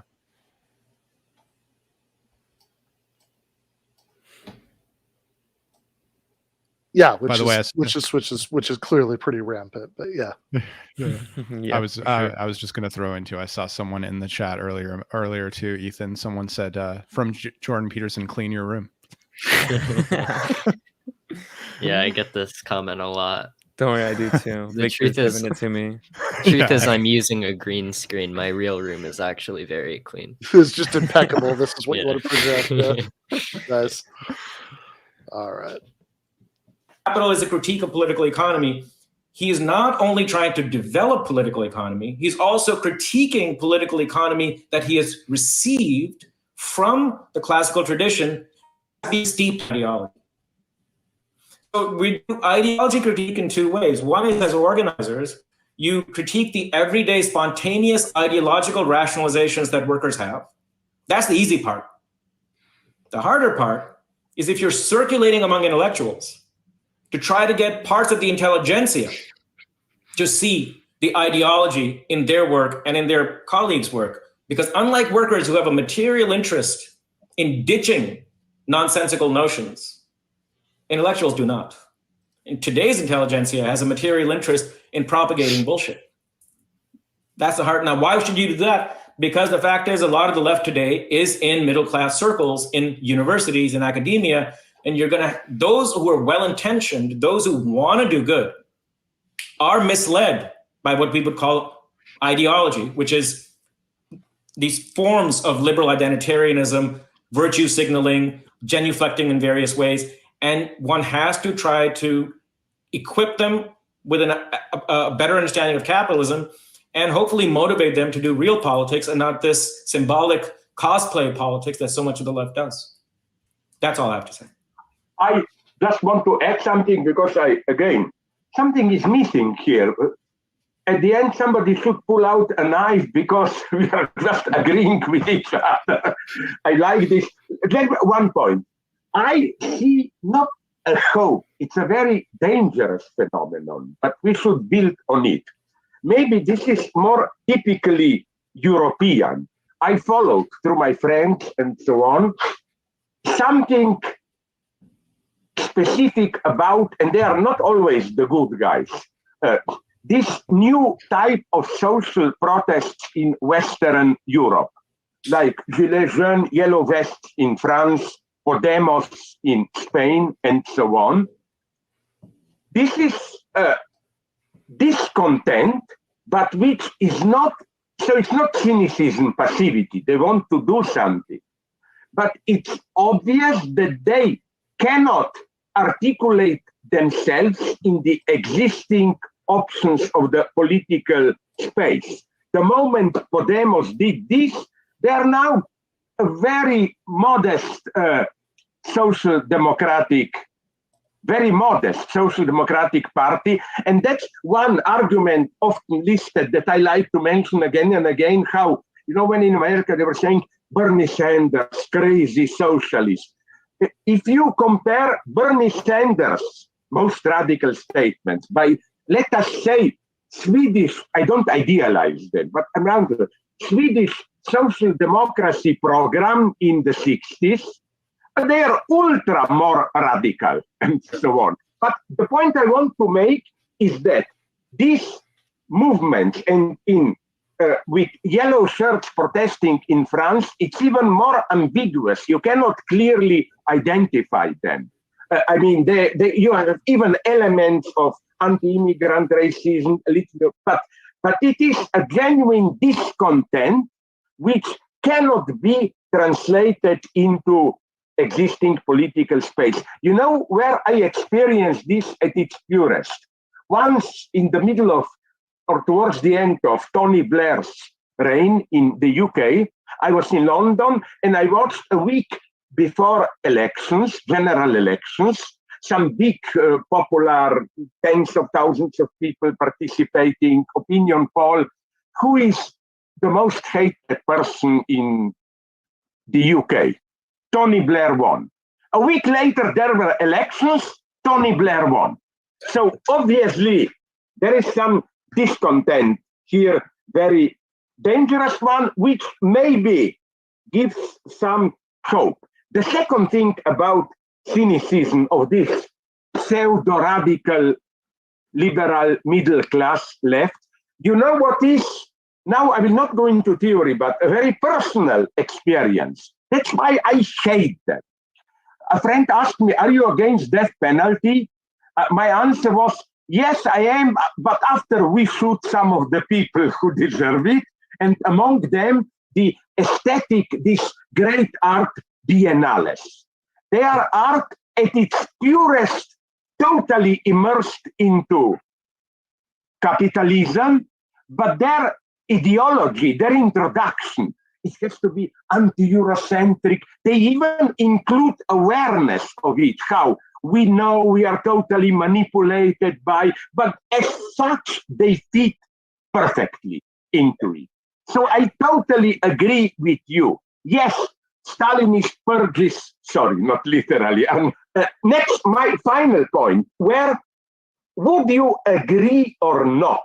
But I, not that I try to save traditional critique of ideology, but you know, the part which I often emphasize, and I would really like to conclude your Vivek possible critical opinion, is that what I find so fascinating in Marx is that in Capital, where he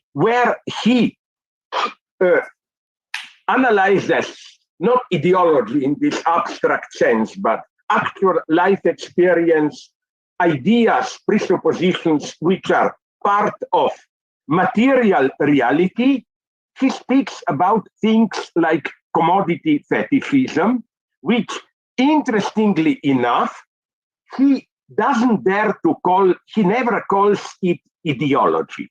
Right. But it is an illusion which is not ideology in the sense that elaborated by professors, priests, whatever. It's part of your daily experience.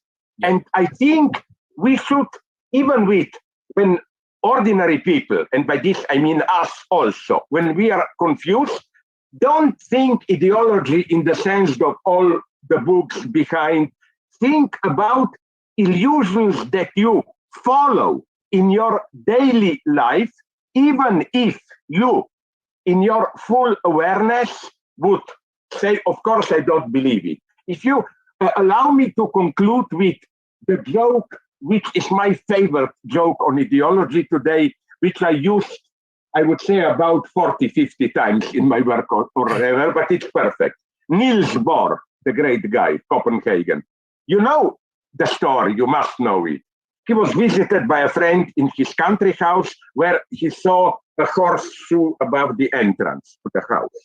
And the friend, another scientist, asked him, but you are a scientist, this is superstition. In Europe, this means a horseshoe above the entrance prevents evil spirits to enter the house. And Niels Bohr gave a perfect answer. He says, of course, I'm a scientist, I don't believe in it, but I have it there because I was told that it works even if you don't believe in it. That's how cynicism today works. You don't have to believe in it.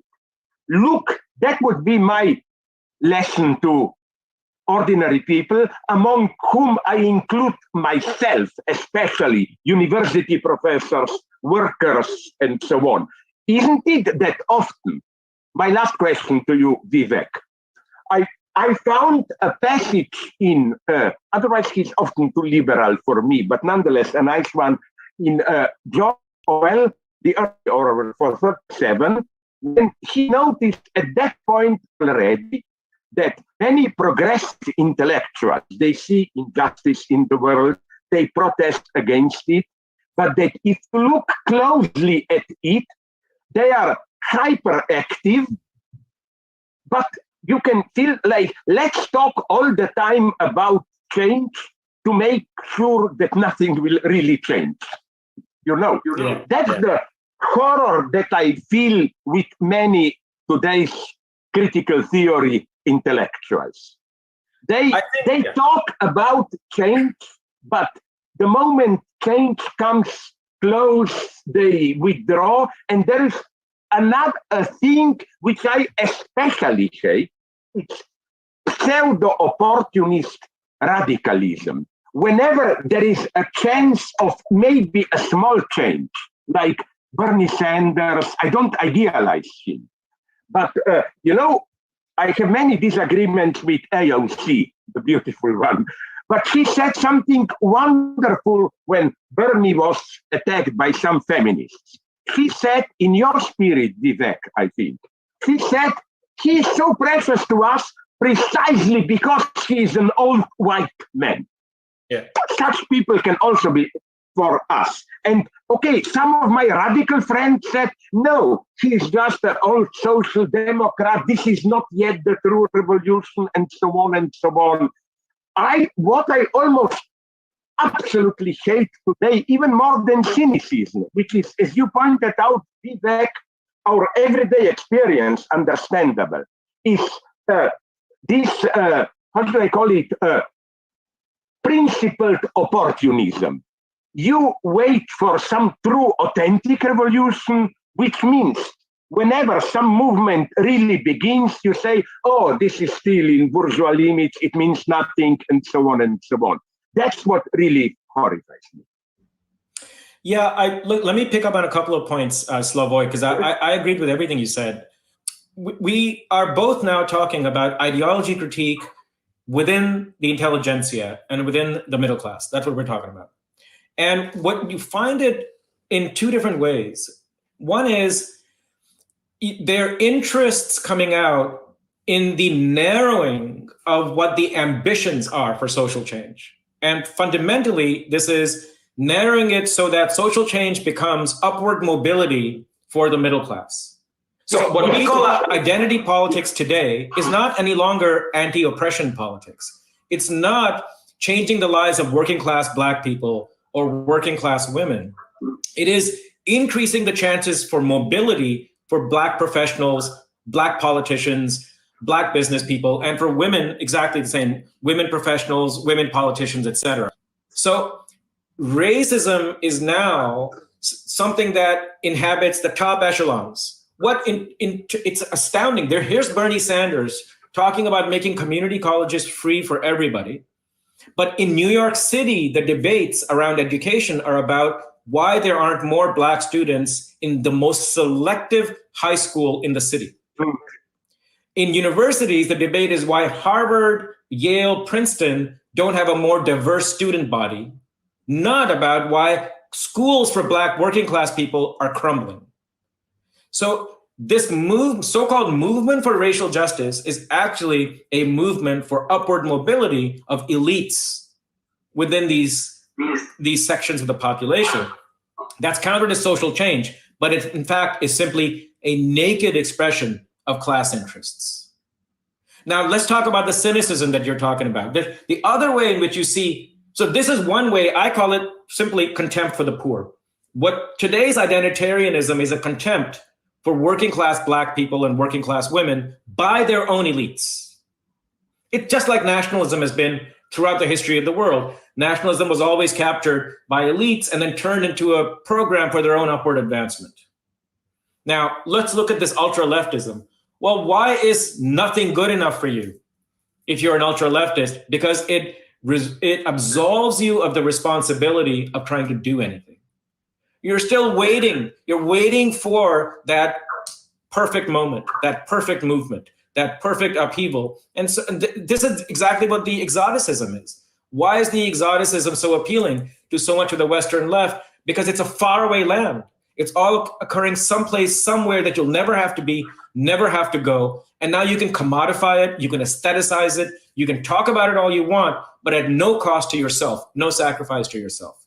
It's no surprise that a lot of this aestheticized, exoticized discourse is also incomprehensible. It's impenetrable. Because when you're saying things, as you saw in my book, Slavoj, the Orientalism, when I'm a critique of post-colonial theory, Yeah. why is post-colonial theory impossible to understand? It's because they're racist. It's because if they openly say dark people can't do math, brown people don't understand their interests, it'll sound a lot like 19th century colonialists. So they have to couch it in an impenetrable language to give it the appearance of profundity, whereas in fact it's garden variety racism. So we are in an intelligentsia right now that not only has given up on trying to change the lives of the vast majority, it never had any interest in it. The left, if it's going to come about again, will have to be a left that recaptures the spirit of humility, sacrifice, clarity, and ambition. That it's not enough to open up some spaces for upward mobility for minority elites. The project is about changing the lives of the vast majority, which means taking on those very elites that are trumpeting these tiny little eddies right now of social progress, what they call social progress. I think we're only at the very earliest stages of that. I think the left, from the days of Lenin, has basically died.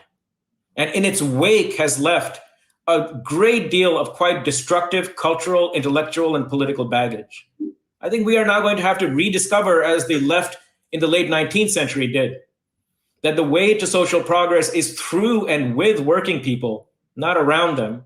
And it's our responsibility to make ourselves relevant to them, not their responsibility to make themselves appealing to us. Can I add an important conclusion? Sorry. Just Vivek to reply, but this was crucial for me when you said, yes, everyday experience of ordinary people, but at a certain point, economic politics and so on, they need experts. And what I liked so much, whenever, and even through my obscenities, it's easy for me to find link. I'm not patronizing them, I'm dirtier than them, with the so-called ordinary people. But you know what I always respected from them?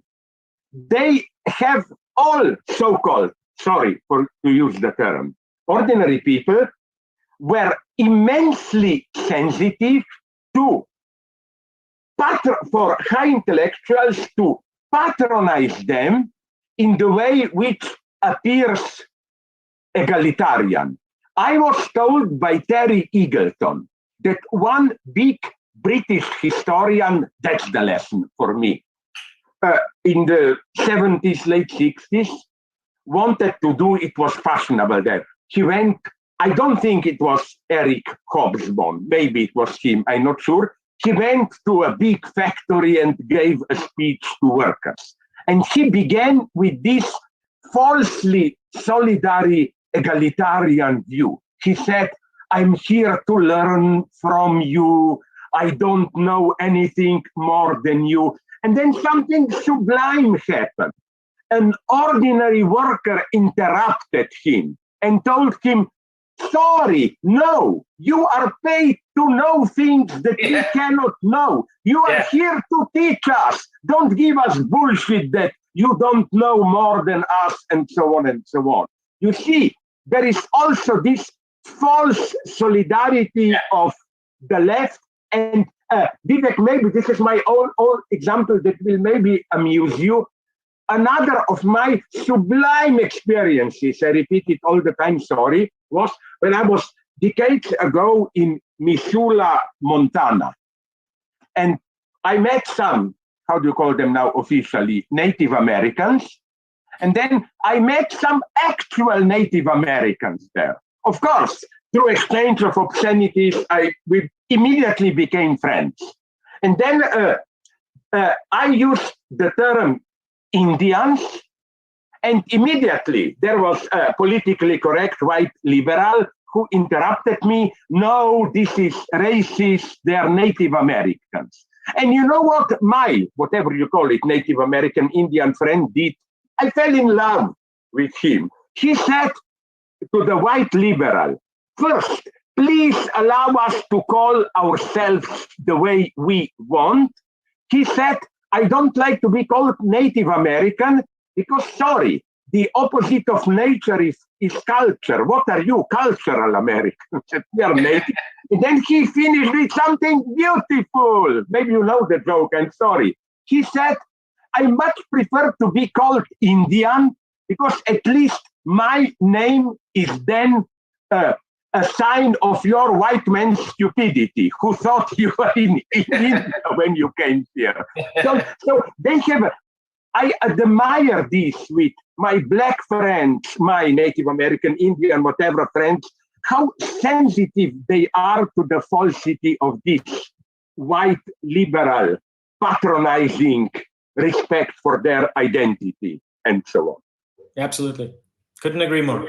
Before we close, is there anything you two disagree about? You know, it looks very bad. When the two people are so close as we are, I think it looks very bad. I really enjoyed it so much. Thanks very much. And I hope it's not the last time. I very much appreciate your taking the time, Slavoj. It's the first time. I will try to make a jump over to New York. If everything will not go wrong, who knows? Maybe the universal money will already be rubles at that point. I will come there and NYU,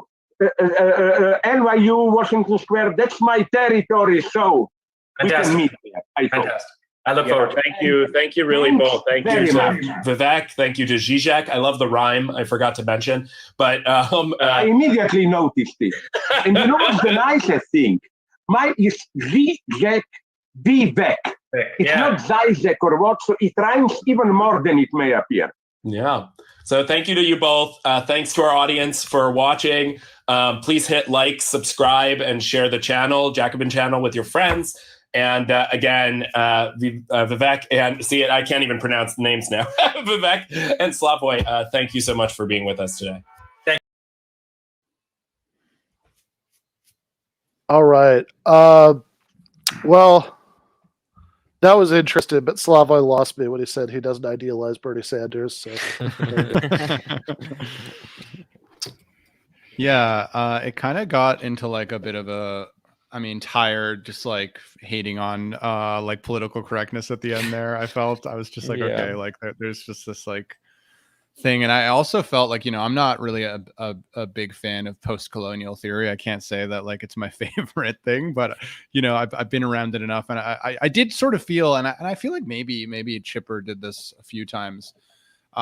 It just did feel a little bit like he was strawmanning or like dismissing whole traditions of thought in like really strong terms, which I felt was like a little anti-intellectual. But so that was one thought I had. And yeah, I saw the chat kind of cringing too over Žižek, using telling that Native American story again or something, because those stories he tells it all the time. He beats those stories into submission.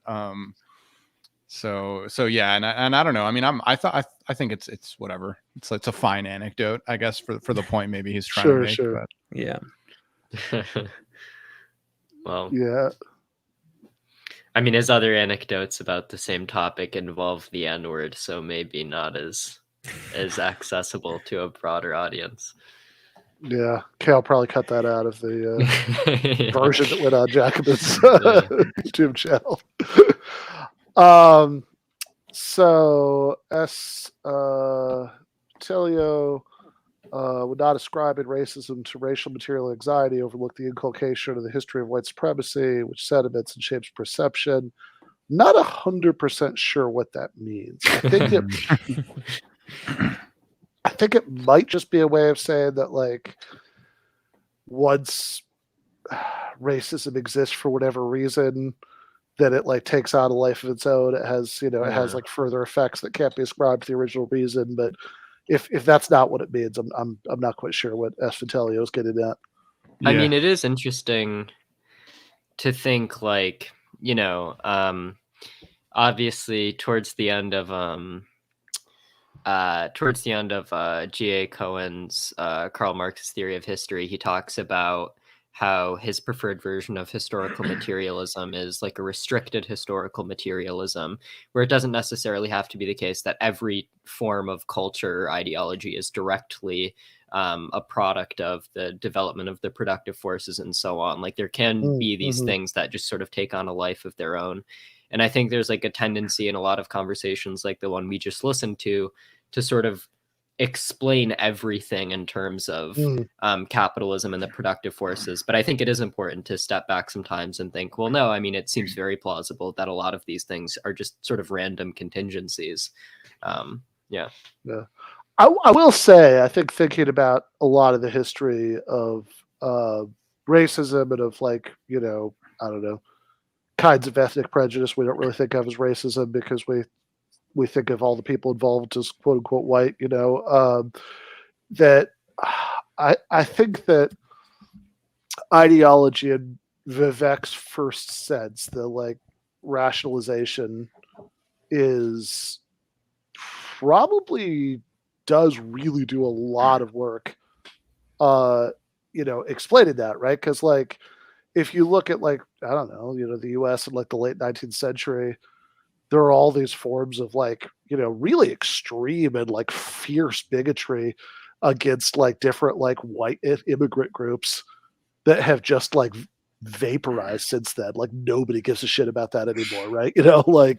Like they're like, I think like Richard Spencer doesn't hold these bigotries, no, just nobody does, right? That it's like, the things about like Irish people and whatever, like different like different groups, and it does seem like a lot of the sort of simplest explanation of what's going on there is just like, okay, while some group is like a poor immigrant underclass, then you've got you like need to tell yourself some story about how they're like lazy or they're criminals or it's like whatever to like so you could sort of like live with the condition so you could like accept that it's like it's okay that they're living like this, right? That's just like that's not anybody's fault. Whereas like once that's no longer the case, you sort of don't need it anymore, and it just seems goofy, right? I mean that's why like I mean people make like jokes and Twitter about like like very progressive people make jokes on Twitter all the time about anti-Italian racism because it's just like a punchline. Like it's like nobody cares, right? That's the all the like Italian X stuff. Like it just like it's not it's because it just has no emotional potency anymore. Which does seem like a lot of the fact. I mean, a lot of that's got to be that like Irish people and Italian people or whatever are like by and large living in the same conditions as any other kind of white people at this point. Yeah, and that also sort of makes sense of why, like, if you look at racial tensions or like racial sentiments in the US over time, they've tended to be way more positive. Like say for like in the 90s, right, when we saw Black wealth rising a lot and the racial wealth gap was shrinking a lot, we saw much favorable, and if you look at like Gallup or Pew polls, people had much favorable views towards race relations in the country. And then like around 2008, when Black wealth collapsed, turned out to be built on a mirage of housing values and so on, then racial tensions took a steep nosedive again.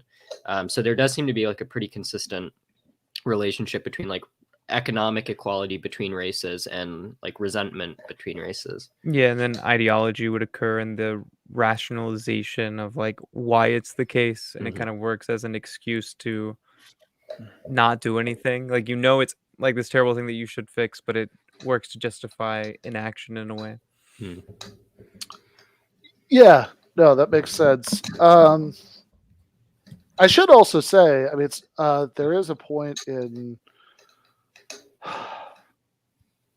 one of the. It's either in the last chapters of the Cohen book, Karl Marx's Theory of History, or it's like in the appendix.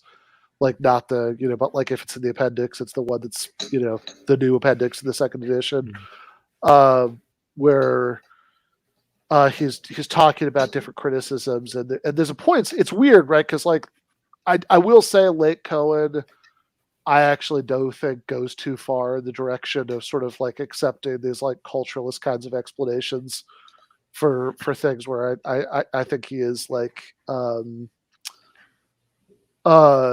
you know, I mean, whatever exactly is true about like restricted versus inclusive historical materialism or anything, you know, he might be right about that. I mean, I do just think like some of those passages and like the new chapters, he's just like giving this stuff too much causal power. You know, I think that it probably really has, but he does have this really interesting. It's like a footnote, I think, where he does seem to be sort of channeling, you know, Adolf Reed or, you know, Vivek Chibber, where he says, well, people, you know, say there's this like special racial form of exploitation, but that's not actually true, because like what you're really talking about is like a sort of pattern of racial discrimination that's like harming people by slotting them into, you know, the bottom end of this economic structure. So it's not like there's this different structure. It's that, you know, it's that what we're really talking about is like who ends up in what part of it, which is, you know, which I take it as a lot of the point that Vivek was making with this stuff about sort of, you know, a lot of social justice ideology really being an upward mobility ideology, which I think is, you know, I mean, I think there's a reasonable argument to be had, going maybe back to Victor's point about sort of, you know, painting with too broad a brush, you know, that like I think there's a reasonable argument to be had about how much that critique applies to, right? You know, like do you know, like, yeah, I mean, I think we could argue about like who, you know, about like how many sort of versions of this, you know, really are versions of it, you know, and not something else. But I don't think there's any denying that certainly at a grassroots level, like a lot of contemporary social justice ideology like really is ultimately about, you know, about upward mobility, you know, like, I mean, I think that like it's, you know, very explicit when you look at how people talk about elections and stuff like that. Yeah, I mean, it kind of relates to Cohen's characterization of different forms of equality of opportunity and Why Not Socialism, where the idea is like a lot of liberals probably want this idea where we don't have you know, explicit inequalities and opportunities that we assign to people based on like their race or something, but it's still fine if that's just how the meritocracy turns out. You know, if you know, these people just don't have enough skills, as long as we're not explicitly racially segregating that, then that's fine. It's just that we want them to have equal ability to make more money than everyone else if they happen to have better skills and so on. Whereas, you know, obviously, at least like on Cohen's view and the view that I share, like true justice would require that, no, we don't have these inequalities in the first place. It's not just that we don't allow race to determine where people fall on the unequal spectrum. Yeah, I mean, I guess the way I would think about it is like, it's so, I mean, I think the point that does sometimes get lost in, you know, this sort of Adolf Reed, Vivek Chibber, you know, Walter Ben Michaels kind of critique, which I, you know, agree with, right? Like, is that I think, I mean, I think so I think the part about that's right is like, yeah, if you're sort of talking about disparity statistics as like the kind of be all and end all, then like, yeah, I mean, what's the implicit solution, right? You know, that you have like a demographically appropriate, you know, like percentage of each group, you know, in the working class and in the ruling class, you know, but I think what does get lost maybe is that at least one thing maybe that the disparity statistics are a useful reminder of is that is the arbitrariness, right? Yeah. You know, of like where people end up in the economic structure, right? I mean, because it's like, you know, realistically, like what's going to be true of like everybody who has the same, like, you know, skin color or whatever? Nothing, right? Except that like, you know, except that like certain historical patterns, you know, of distribution are going to affect them. Although, I mean, I do still agree with I think your larger point, Ethan, which is that okay, fair enough. Like the racial disparities show that we don't really live in a meritocracy, and that maybe is an important point to make. But also, let's also if we did, that would suck too, right? You don't want a real meritocracy. You want because that would just be Gattaca, right? I mean, you want a more equal society. Mm-hmm. Yeah, I was just gonna say, like, kind of more broadly about the whole sort of like debate. If we were gonna call it that, I guess it definitely feels a little disappointing. I feel the like whole because I do. agreement. Yeah, because I do feel like there's actually like an interesting debate to be had on like this question of like what effect does ideology have, and and I remember it being like it kind of reminds me of the debate. I mean, when I'm doing my PhD in political science, like I do theory, but you have to pick a subfield, and I ended up doing like public policy studies where you do like bread and butter political science, and like one of the debates in at least policy studies is like, what are the causal mechanisms of why policies succeed and fail, right? And like some of the explanations they have, right, it's like institutional path dependency, right, that the institutions kind of like formulate that, and then there's like structural, like materialist reasons about like material advantage, and then there's like ideational, right, which is like about like ideas that like the agents involved in policy formulation are like mostly motivated. It's like there's a rich literature like on very similar kinds of questions, and I feel like when it comes to explaining why, people are motivated to mobilize politically, I do think that there's actually like a super interesting question to be had at the core of this. So, in some ways, as much as I love watching Žižek, I almost feel like he was the wrong choice to be the opponent of Chibber here. Yeah, at the end, he finally kind of explained how he conceptualizes ideology with the horseshoe joke, right? And I wish he would have brought that up at the beginning, because since he brought it up at the end, they didn't really talk about it. Then they got into the stuff we were just talking about before. And I think there would be an interesting conversation there, whether Chibber would have agreed with that ideology conception or not. It's just a shame that he didn't bring it up before. Instead, he just first started agreeing with him, and then when it was too late, finally like totally gave out what he thought about ideology. Yeah, no, I think that I think that's right. I mean, like, I actually almost sort of want to see Vivek debate just like a militant Zizek fan, who's just going to give like the much more strident, version than Slavoj himself is going to, because he's just going to be like, oh yeah, no, that's an interesting point, sure. Bounce it around. That's like, because like, yeah, I think there is an interesting disagreement there that you could have with somebody who like was really like pulling on the threads of what Slavoj says that like do suggest that ideology is playing a bigger role than at least some versions of Vivek's story would suggest. And I do suspect that somebody who's like really going to push that point, would, I mean, it'd be an interesting debate, right? I mean, like, I think they would have, something to go on, and I might ultimately be more sympathetic to Vivek's side of it, but I'd really like to see that, right? See how it played out, and and I think that also just being that also would have been good if Slavoj was just very explicit, like this is what I mean. This is the like done the horseshoe story in his opening statement and be like, this is what I conclude from it. This is what ideology is. This is how it works. And I feel like I have a sense of what he would have said if he'd done all of that, right? But I'd really like to just hear that all laid out so that Vivek could respond to it.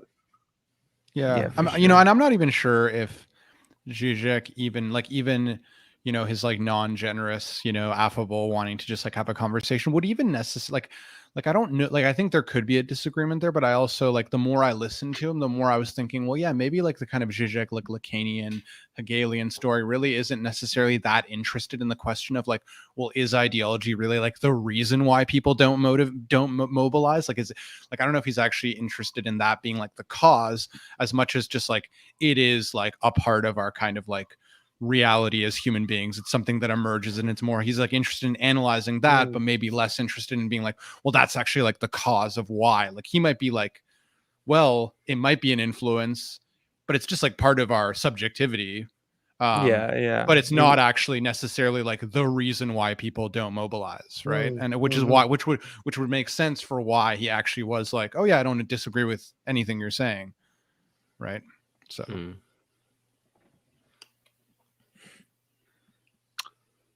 Yeah, no, that's I mean, sorry, God. no, you go. I was just gonna comment it. I mean, it's kind of reminiscent of like the Peterson Žižek debate, where it seems like Žižek's opponent wants to kind of debate against an orthodox Marxist view, and Žižek has a very unorthodox view, and so there's not as much contact as was expected. Totally. I think that's right. Go ahead. Chibber went after kind of a neo-Marxist, sort of the Frankfurt School, Althusserian type ideology, and as much as Žižek has influence from that, the way he conceptualizes ideology is very influenced by Lacan, so it comes off very different. So the attacks on ideology that Chibber could place don't really land with the conceptualization that I think Žižek has, Yeah. That reminds me, I was going to mention something earlier that's related to, the Althusserian, because actually like Plastic Pills on his video channel, like I think maybe 2 videos ago, he did one about like radical left theory and the CIA. And he dug up this old report from the CIA. I think it's like from the 80s. It's fascinating. I don't know, Ben, if you've ever read that one, where it's like they do a kind of like a case investigation of like the threat of the French intellectuals to U.S. government interests, right? And like Althusser, and really what they conclude is it's no threat at all. they're actually like so disorganized, and there's all this infighting now, and that like they've lost all their like cohesiveness that they had in like '68 or before that, right? Where like kind of, they were all unified around. So the conclusion of the report is like probably we should like fund all of this. Yes, yeah. Let's give the universities like all the money they want. Let's like let this French, post-structuralist theory and all, and this postmodern stuff, let it flourish, because it's really like not a threat to American interests at all. Well, I mean, Althusser did turn out to be a threat, just not so much to the government. Yeah. Yeah, you're not wrong. I actually bought a work by him recently. It's his early writings, and it's when he's more influenced by Hegel. Really excited to get into that. Nice. All right. Well, cool. So Noah, before we go, so you put out a video about the man today. Tell us about that. Yeah, so I put out a video. It's called The Politics of Hopelessness. It's based on his text, The Courage of Hopelessness, which it sounds like it's pretty similar to a book that you wrote. And it's basically this idea of realizing the sort of predicament we're in and how bad it is, and how sort of like the only way to come to a solution is to really sit with that, with how serious that situation is, and sort of step away from what he calls inner passivity or pseudo activity, which is dealing with think about like Twitter discourse or something that we think is really important, but in reality is just kind of getting in the way of actually dealing with some of the major crisis we have like facing us. And it just kind of goes through that book and goes through that kind of stuff. And I thought it was a really cool way to think about where radical politics can come from. I feel like, wasn't he promoting that book when, I know Ben loves this clip. I think we talked about it when you were here in Toronto, of Zizek, in defense of a bureaucratic socialism. Yeah, I feel like at that time, at that time he might have been promoting. Maybe he wasn't promoting it, but for some reason I think there's like some connection between the hopelessness, book and like that. Yeah, because in that one he's trying to like actually come up with something that we could do, right? Like what can actually be done. We need a state like apparatus of some kind, the bureaucracy to actually deal with the crisis that we have. And in the book he ends up in The Courage of Hopelessness, he ends up talking about like the need for international cooperation, because the crisis that we're dealing with now are huge and severe, and if we don't take them seriously and like on a global scale deal with them, then we're kind of just screwed. At least that's what he's painting the picture of, and I thought it was pretty powerful. Right, and that's why he's so like. I think that's true. I'm remembering now that like I guess that's why he has such contempt for kind of like that brand of like leftist who just like who fixate on kind of like the anarchist self-organized communes or whatever, right? Because he's like, those aren't going to like actually help. They're not going to be realistic. Yeah, right. I mean, just you want to deal with climate change or whatever. You don't want anarchist self-organized communes. You want like a world government. Exactly. Yeah, exactly. And then in that book too, he actually, I know the conception of communism Zizek has is like really confusing for a lot of people, but he actually lays it out pretty well there. And it's more just international cooperation. You get the sense of there being some sort of like welfare of some kind, people over markets. It's basically just global people over markets is the most simple way to take it. And his communism isn't really that complicated, but it's not super orthodox like Marxist either. I think he says it's like literally what is necessary to maintain the survival of the human species or something like that. Yeah. Yeah, right. Maybe not literally world government, right? But like, you want to go a lot further in that direction. But yeah, I do love.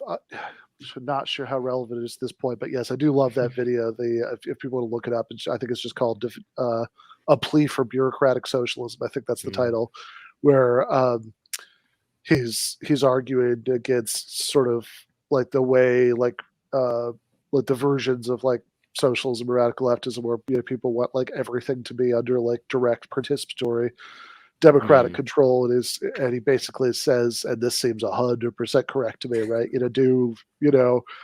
I don't want to have direct participatory democratic control over like the power and water and like all these systems that need to exist to sustain me. I want my relationship to them to be to never have to think about them.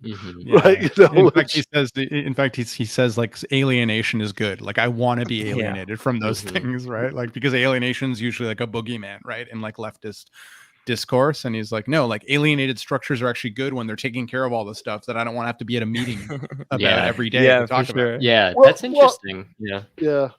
Well, because I was reading a book by Chomsky, not really a book, more like a long essay, and he's talking about libertarian socialism and how the key ideal for libertarian socialists, similar to what it is for like Marx and even old classical liberals, is this idea that we should be free to develop our powers freely to the greatest extent possible. And anarchists have typically accepted that view and said, well, that's why we can't have a state dictating what we need to do, because we should be guided by our own conscious activity. But to some extent, I think that raises a good point, which is like, maybe we'd be more free to develop our powers as we choose to if we didn't have to spend 3 hours a day in like, meetings to decide how to structure like, water companies or whatever. No, exactly. Right. That's exactly right. Like, and I do think, to go, it's kind of funny because, he and Slavoj, I think, famously do not like each other, but but Nathan Robinson, when people were, like when people are super pissed at him, and a lot of people still are, right? I mean, every time I ever like mention him or do anything with him, I'll see people in the comments being like, "Oh, he's a union buster," or whatever, which is all complete bullshit. But the thing that like got telephone gamed into union busted, was that there was like basically there were like arguments about like restructuring, current affairs, and so people were better placed in jobs they were better at, and like things got done more. And there was like Nathan hadn't actually owned the magazine in years. It's run by a board, and almost everybody who like had a job on that wasn't anything beyond like freelance, writing, like already had a seat on the board. But there was this like one business consultant guy, and part of the restructuring with argument was about whether to give that dude a seat on the board. And so one of the people who sort of ended up being very mad at him and leaving and all that was tweeted like, "Oh, we were trying to like reorganize this as a worker co-op," and so see, we're like trying to do socialism, and and I'd lost my job or whatever, which I think really she was like offered a slightly different job or whatever. It doesn't even matter. But like my big takeaway for that is like, okay, first of all, this has absolutely nothing to do with union organizing. But secondly, like, yeah, I mean, the thing that I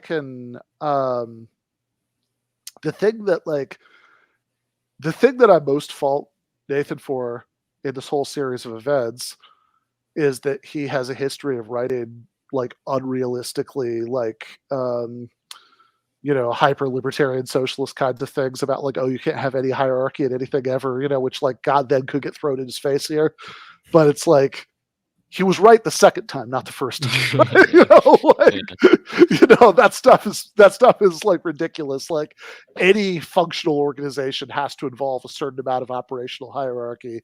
That's fine, right? Like a worker co-op magazine should still have like an editor-in-chief who acts like an editor-in-chief. They would just be like hired by the workers committee or whatever, right? That's like, and I don't want, I don't want this sort of like ultra super duper horizontalist thing. I mean, I think most normal people, you present to them an image of a socialist future where like everybody's like sitting in meetings all the time to vote on everything that ever happens. And I think it'd be like, I think I'll take capitalism. I mean, those are the choices, or at least capitalism starting to sound a lot better now. Certainly does to me. I mean, like even the very limited amount of my time that I was like the couple of years that I was in the kind of job where I had to like go to faculty meetings, like, I wanted to shoot myself every time I was like done with one of those things. Yeah. I hated it so fucking much. Like, I mean, just the idea that's like, oh, that's great. This is a wonderful vision of a socialist society, an endless faculty meeting, like I no, thank you. I mean, I think that it's like, yeah, I think that you need people to be in positions where they can like decide, like actually make decisions to like keep things running, right? You need a certain amount of operational hierarchy. There should also be democratic accountability attached to it. And, definitely one of the main problems with capitalism is that, the hierarchies that exist within capitalism have way too little democratic accountability, i.e. basically none attached to them. None is not nearly enough.